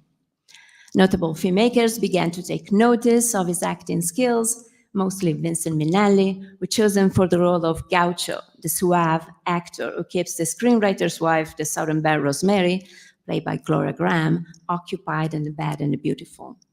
Here he offers a bright caricature of his previous roles as a Latin lover, which is quite interesting to me since it attests to his capacity of a self-ironic approach in looking at his previous roles. Later on, he worked with Anthony Mann in a series of south-of-the-border westerns, where he usually played a proud and tough idealist fighting for the cause of the Mexican Revolution. The last phase of his career, from the late 60s to 1982, was mainly occupied by a series of production of spaghetti westerns, and the final role was that of Don Braulio Zavalas, the antagonist of the titular gringo outlaw in Fred Skepsi's Barbarossa. And bear with me, I go back on the end in this film. So we can say that with the maturity also came out a different perception of his ethnic origin. This association between old age and what we may call his ethnic self-awareness surfaced at the levels of what Richard Dyer would call the star as a social phenomenon and the star as a sign, instead of simply appearing at the level of the image as it happened in the first phase. Roland's ethnic self-awareness mainly appeared through a specific discourse over his homeland. The discourse acquired sometimes a nostalgic overtone.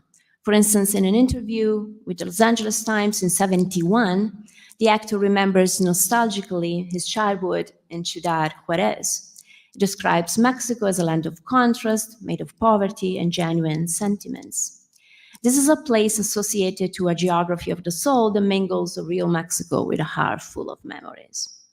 Yet Mexico was not just a place to be seen with eternal homesickness, but a way to draw attention to the characters he played in the TV or cinema projects in which he was personally involved. Rather than downplaying his origin as a blemish to be erased in assimilatory practices, he literally used it as a signature, even at the level of the performance, often using a self-ironic outlook. Roland based his acting style on a fully pragmatic, pre-method approach, acting on the basis of his natural and instinctive ability. He was more at ease with cool wit or ironic suavity than with dramatic bursts of anger or despair.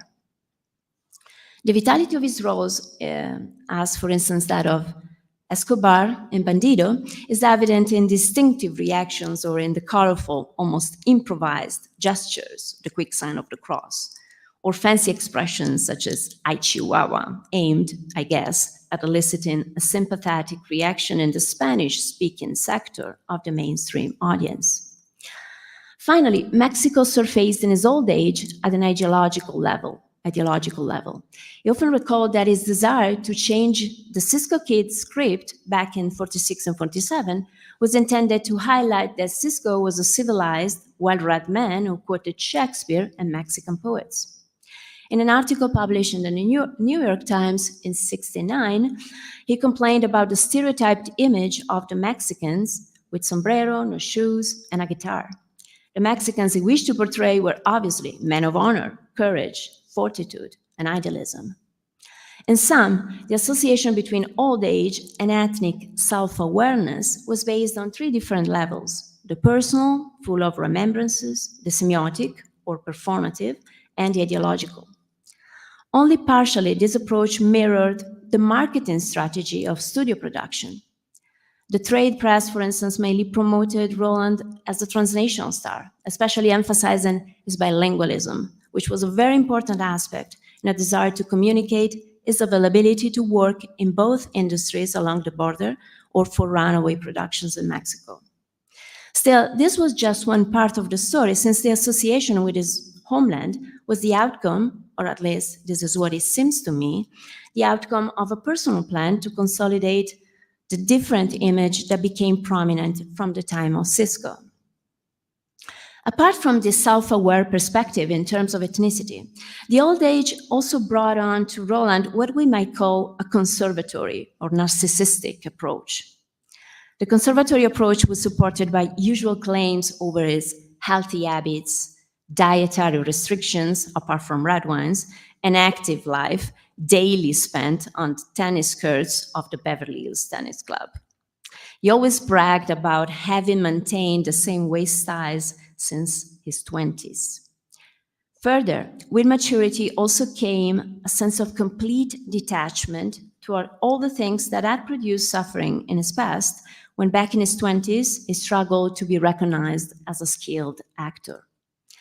Pivotal role was thus played by a transgenerational pattern or formula in his way to express a particular attitude towards success or lack of it. One of the most repeated advices from Roland to younger actors was try not to worry. During an interview here, he states that, quote, "I do not heat myself up inside by fretting about things. That's what makes people old," unquote. This transgenerational formula, searching for a possible dialogue with a younger generation, is also present in his final role, that of Don Braulio, in Skepsi, revisionist Western, as I said, Barbarossa. Here, Roland appeared as visibly old and tired. He enters the scene firstly through his voice, a highly recognizable signature, and then he offers a worn-out image of a one-legged Mexican patron of a big hacienda, a figure in stark contrast to the last year spent in keeping alive a narcissistic image. In this sequence, he bemoans the loss of many Mexicans killed by the outlaw named Barbarossa, who in spite of his name is a gringo, and also sparks off the youngest to continue their fight. The director gives him only 3 scenes, but they are incredibly strong, and through them, Roland ended a career by portraying on the screen the same love-hate relationship that on the one hand keeps united these two ethnic groups, and on the other represents Roland's life as an in-between man, a fronterizo. And to conclude, the old age gave him the strength to endure through an association not with a national stereotype of Latin masculinity, but with a form of ethnic particularity that is not afraid of expressing a deep-seated skepticism regarding the capacity of American society to fully accept and validate an ethnic group that was for so long forgotten, avoided, ignored, or misrepresented in a merely exotic or erotic image. With his joint maturity and from his embedded position of a fulfilled actor, he could also align with a cultural context marked by a revival of the importance of ethnic pride in American society, a moment in which ethnicity was connoted not as a pure Latin look, but as a sign of authenticity and sincerity, as enclosed within his persona. Through his position, we can assess and measure the various stages of the process that led and still leads to the approval and recognition of ethnic groups in American society. Thank you so much. Thank you. Perfect.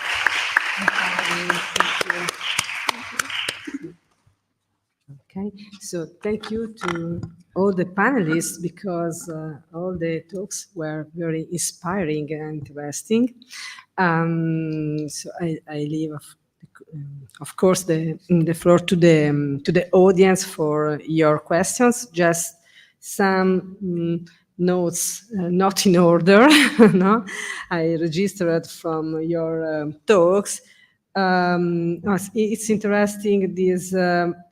How can I say the meaning of ageism and age are not fixed, no, from your talks, so we can reflect about these borders that are, of course, in context, but also in different ways connected to our time, probably. And so it is interesting, for example, from Giulia, the focus on Isabella Rossellini and Lancôme, and how Lancôme has changed now, no? And from the second panelist, the casting scheme and how this screen age is something like sim age, no?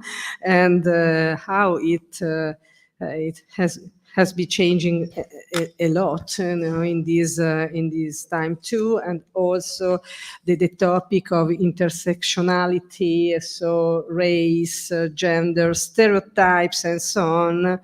And this is a sort of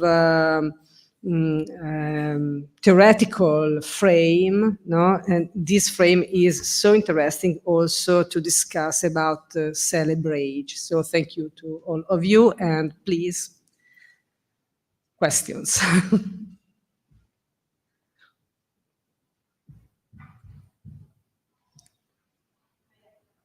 Oh, please come here. Thank you, Ilenia.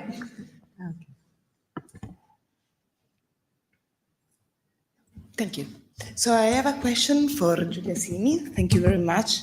So it seems like what emerges is a sort of a love or retaliation, some kind of a legge del contrappasso, So it almost seems that we end up stigmatizing youth to claim in one way or another the validity, the legitimacy of one's old age. So much so that we free ourselves in a certain sense from the stigma of old age, but paradoxically, another dichotomy reverberates, which is strongly gendered, that the one that involves beauty and intelligence, wisdom. So it seems that if we get older, it is necessary to rediscover ourselves wiser, freer, otherwise. How do we compensate for beauty? Thank you. Thank you. Super question. Oh my God. Well, thank you. It's a really hard question to answer, hard to say, because I think you're right. And I had to say that in this very context, in 15 minutes, it's really hard to, you know, of course, go deeper in this kind of really difficult framework to analyze and interpret also this discourse, okay? But I think you're right, and it's all within the framework of patriarchy. So it's the same framework that, in a way, it's like false perception of relating that perception to the judgment of others. And I think it's really interesting. Actually, I was really, I mean, I'm learning so much, I have to say, because this is not my main area of research. And I was really interested, for example, in the concept of contextual age, because I think that contextual age, in a way, is linked to what you're talking about, because even youth and getting older is part of like segmenting the metamorphosis and path of our life in all these.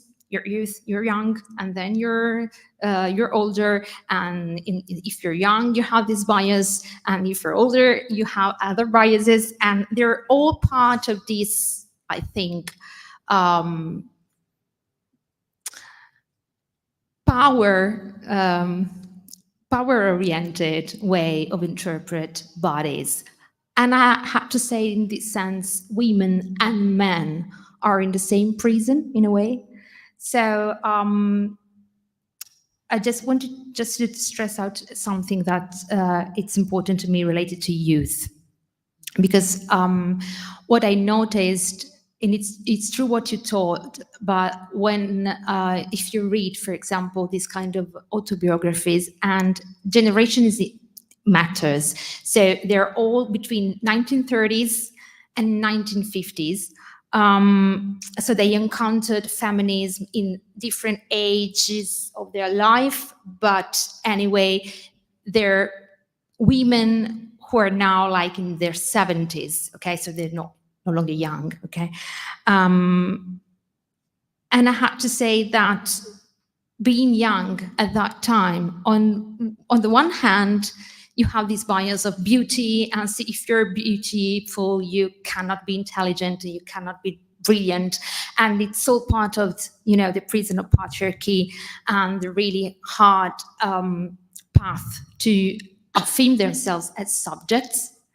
And at the same time, when you're getting older, you're basically nothing. Okay, so I think that it's normal that you find this clash in a way, and we need to deconstruct everything basically, and trying to mixing up in a completely new framework to interpret our lives as men and women as well, how to say. Thank you. Thank you. Other questions? Yes, Sarah? Sarah and other people or not? Okay. So please, Sarah. Can use this. I have more comments than a question. Well, thank you for bringing these resources to our research on celebrities, the resources of writing, self-writing biographies. My question, well, I have a question. My question is kind of maybe naive. I feel free. Maybe naive. It appears to me that working on your resources, different, different contents come to the surface as compared to actresses talking about themselves on screen during the interviews, all other resources that usually are the tools of star studies and celebrity studies. So if you go to writing and self-writing, something different appears, much more articulate, much more resolved in some. So it even may draw on a literary tradition as as a resource for self-representation. So that's second, and then I leave. For Costanza, thank you again for bringing to this discussion some area that is kind of neglected, which is Hollywood history, classic, which is the classic period actors, which always lays in the background of many of our way of or mindset when we approach the idea of the star and the celebrity. So my question is, first, because Gilbert Roland covers such a wide period, would you spot a precise moment in the history of American culture related to ethnicity, civil rights, and stuff, and so connect that to the history of actors? Well, it's most than obvious. Second, it appears to me that this ethnicity gives a surplus of romantic substance to both the notion of aging and the notion of authenticity, which is a very interesting conclusion that you're drawing. And it's always a question of celebrity studies dealing with ethnicity and the cultural meaning of ethnicity. So how much of this romantic idea of Mexico and stuff goes into the notion of ethnicity? That's it.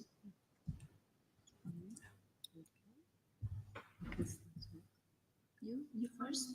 First. Okay, the answer to the first question is obviously yes. I mean, he took advantages from this change in relation to the ethnic.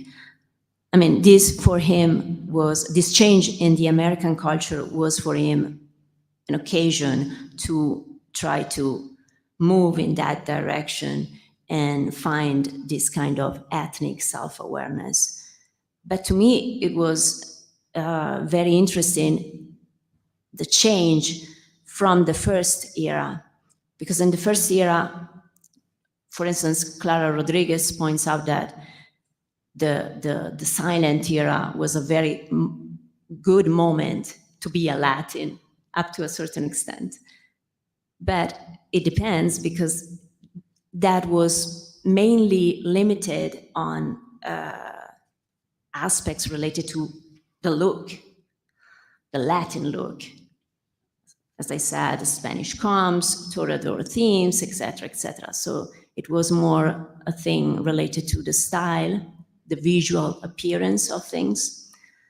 After the Second World War, on the other hand, the shallow image of being Latin changed completely, and that's what an occasion for him to try to move in that direction and try to acquire a self-awareness. I guess that this was a very good, probably, I don't want to say that because it's a question of gender, because we have another example of a Mexican actress who is Katy Jurado, who did quite the same. And so she could work in later, in the second phase of her career and her life, trying to do exactly the same. And for instance, we have a very wonderful, it's a secondary character in the film, but in Peckinpah, for instance, we have Katy Jurado in a very, very good role and character as a Mexican, in fact.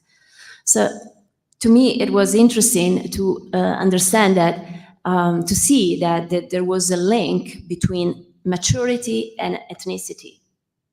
That's what, to me, very interesting. It is a good way to cope with old age, which is exactly what we are talking about, trying to cope with old age, with the sad thing that we are growing old. Maybe, yes. Yeah. Thank you, Sara. Well, I agree with you. I think that, well, I agree with you, even if it depends on the actress. For example, if you analyze Monica Vitti, I think that in her case, there's no, well, so much difference between what she writes in her autobiographies, or sort of, because Latte una Rosa is not exactly an autobiography, and what she declared at that time in newspapers, for example, or magazines. So I think in her case, she had a really, structured building of their so-called star persona. But at the same time, I think it depends also on the methods you're analyzing that text. If you use, the tools of stardom studies, performance studies, or other kind of tools, and I prefer to use other kind of tools because I'm more familiar with. Okay, so just for that, not because they're better, of course.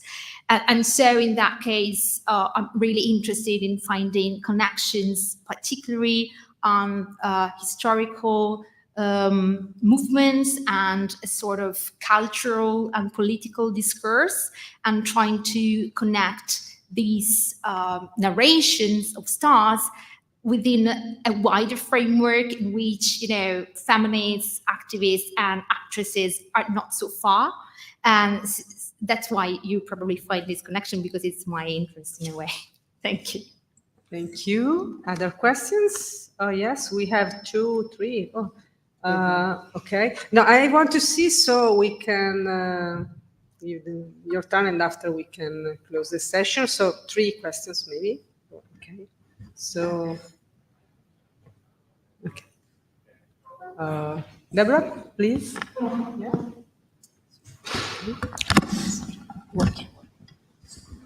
Thank you.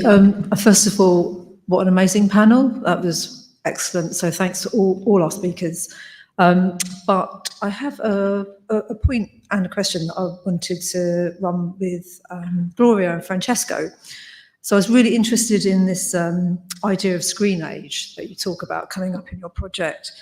And it reminded me, I mentioned earlier that I've been doing some working with women that work behind the scenes in the screen industries, about their experiences of going through menopause and whether there's support there and how it might affect career advancement for them. And one of the things that came up from that, this project's called Don't Ask, Don't Tell, by the way, was a number of women in different national contexts saying that they wouldn't think of asking for accommodations around menopause because they believe they look younger than they are. And so they kind of feel like, oh, I can still get away with it, and they don't want to advertise their age. So he had this idea of one of the things that happens is passing. So, if you can get away with not appearing menopausal, then you won't ask for help with it. So it's very interesting to sort of, confirm, as we would have suspected, that it's not just women in front of the camera who are trying to play younger. It's women behind the scenes as well. And so I wondered, does your research project look at all at kind of the age and gender and other aspects of identity of the people that are in the decisive creative roles in the films that you're looking at. So like, you know, I noticed, for example, that it looked like all your casting directors were women. So I wonder if you're looking at that aspect of things in your research as well. Thanks. Yeah, thank you for your question. Maybe the other, sì, forse è più sensato. Yes, absolutely. I mean, what you mentioned is I think it's really part of the famous double standard, which applies not only to, obviously, to people working in entertainment, but, you know, all across all the industries. And as to your second question, we do look a little bit into aspects relating to people working behind the screens, although the majority of our data collection is related to actors and actresses. But for example, I am particularly interested in casting directors. It's something I had started looking into also before joining this project, because there is quite a bit of literature on the feminization, for example, of the casting profession. Erin Hill has written a very, very important book on that. And it is true that I've mentioned to some of my interviewees, you know, oh, if you look at the list of casting directors in Italy, you know, it looks like most of them are women. And actually, some people are not really, they don't like this kind of angle. They tend to say, well, actually, some of the most important ones are men, or no, actually, some of the most successful ones are men. So they tend to, I think, escape a little bit this discourse, probably because of, you know, the trap of falling into this idea of a feminized profession. But if we look at numbers, it's true that the majority are indeed women, and among casting directors and also among casting assistant, which is another very important part of the casting job.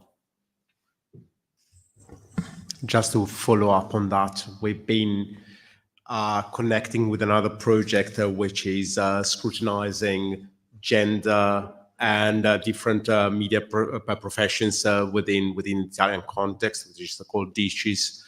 And what the project, we wanted to mutually capitalize on respective researches. And what the data set showed quite clearly was the fact that insofar as you reach some gender balance within a specific profession, usually this is because salaries are decreasing.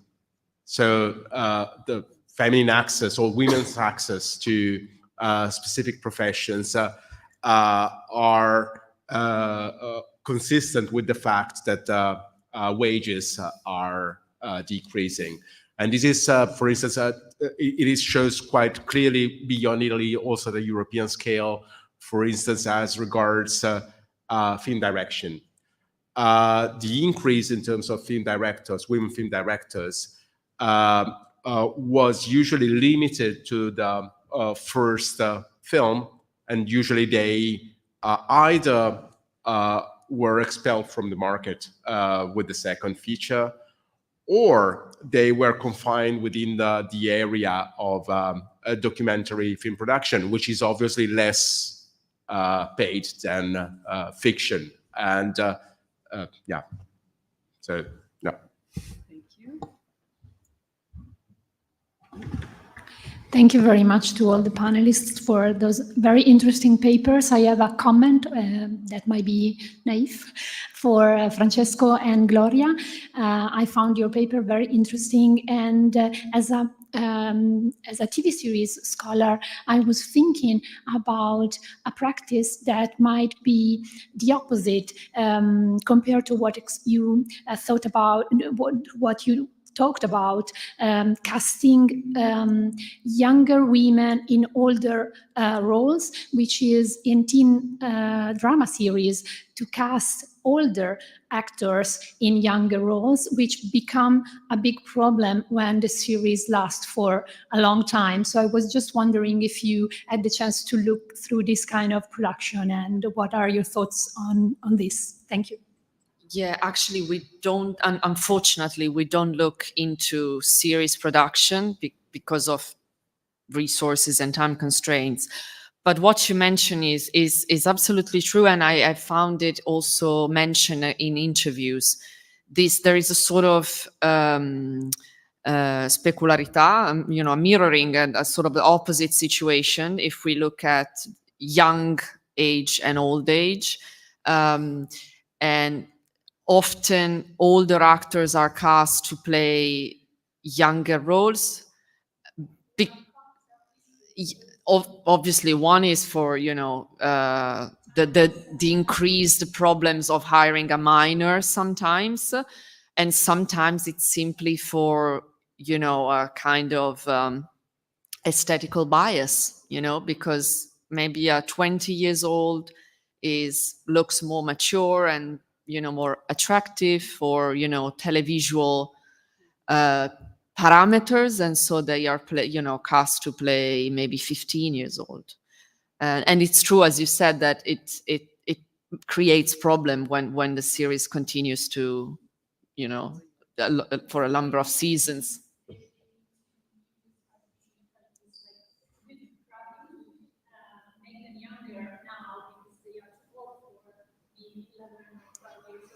Yeah, and you mentioned digital de-aging, which is also something we're starting to look into. But for the few interviews we've made so far, what we've been told is that it's not really a thing that much in Italian film production. It's been used, but very, let's say, shyly, tentatively.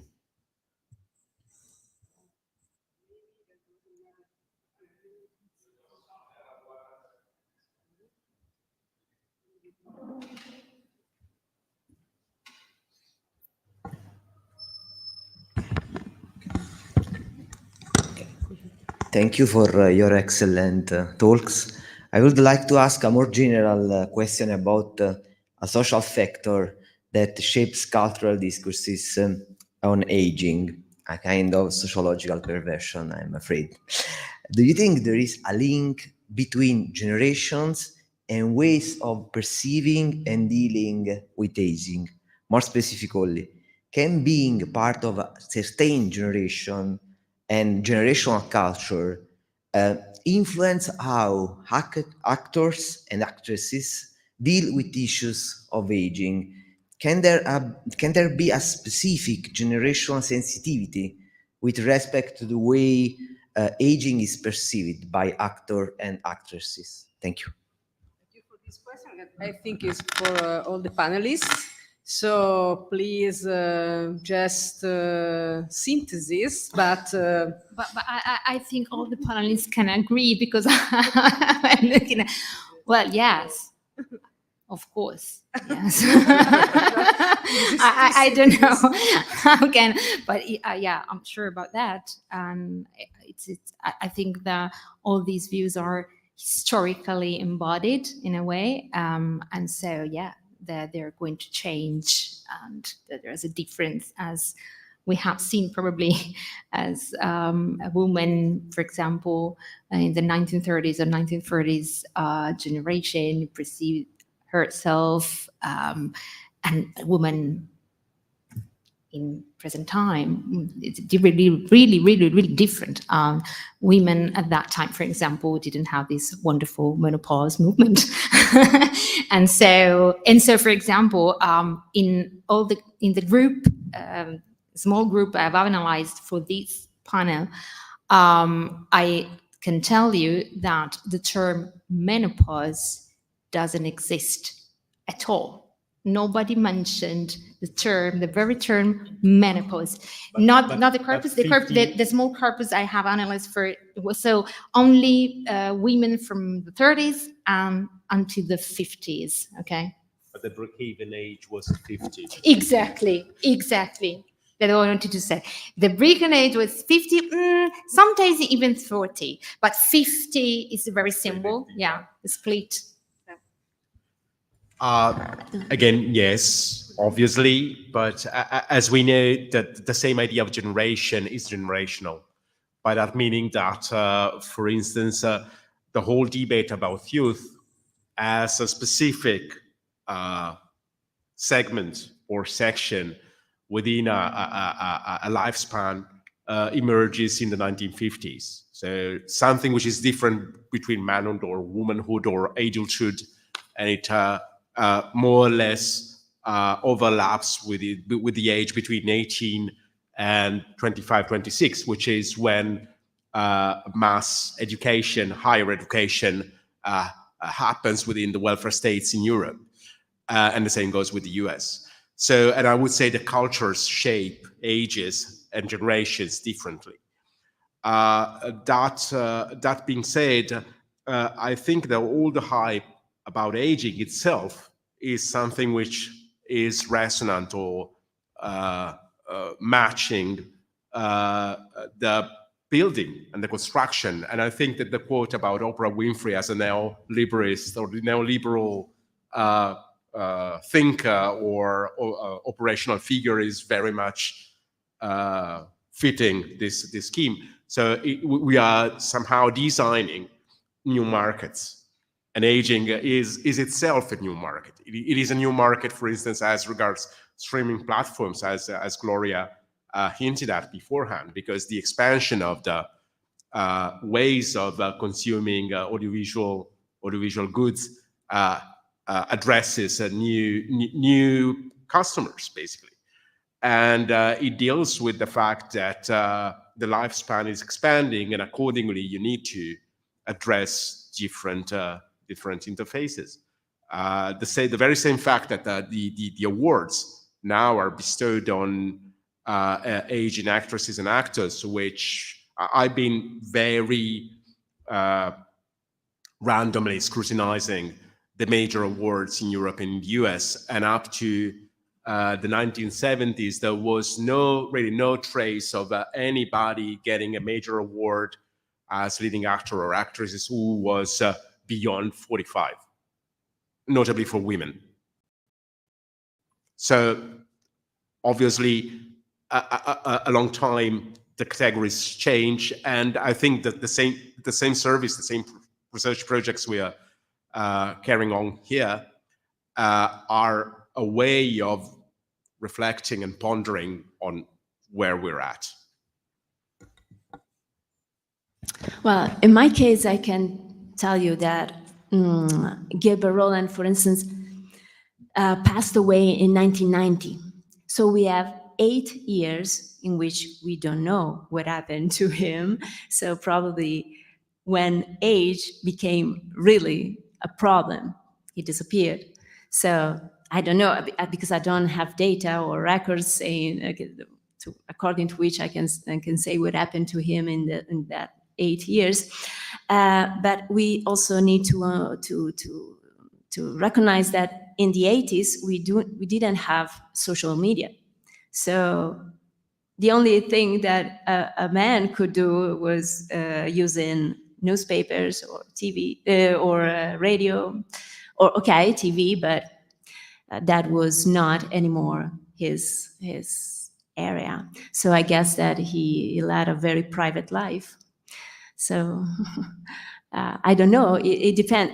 We should see what could happen to him if he lived in our age. Thank you. Thank you. Thank you a lot to all the panelists.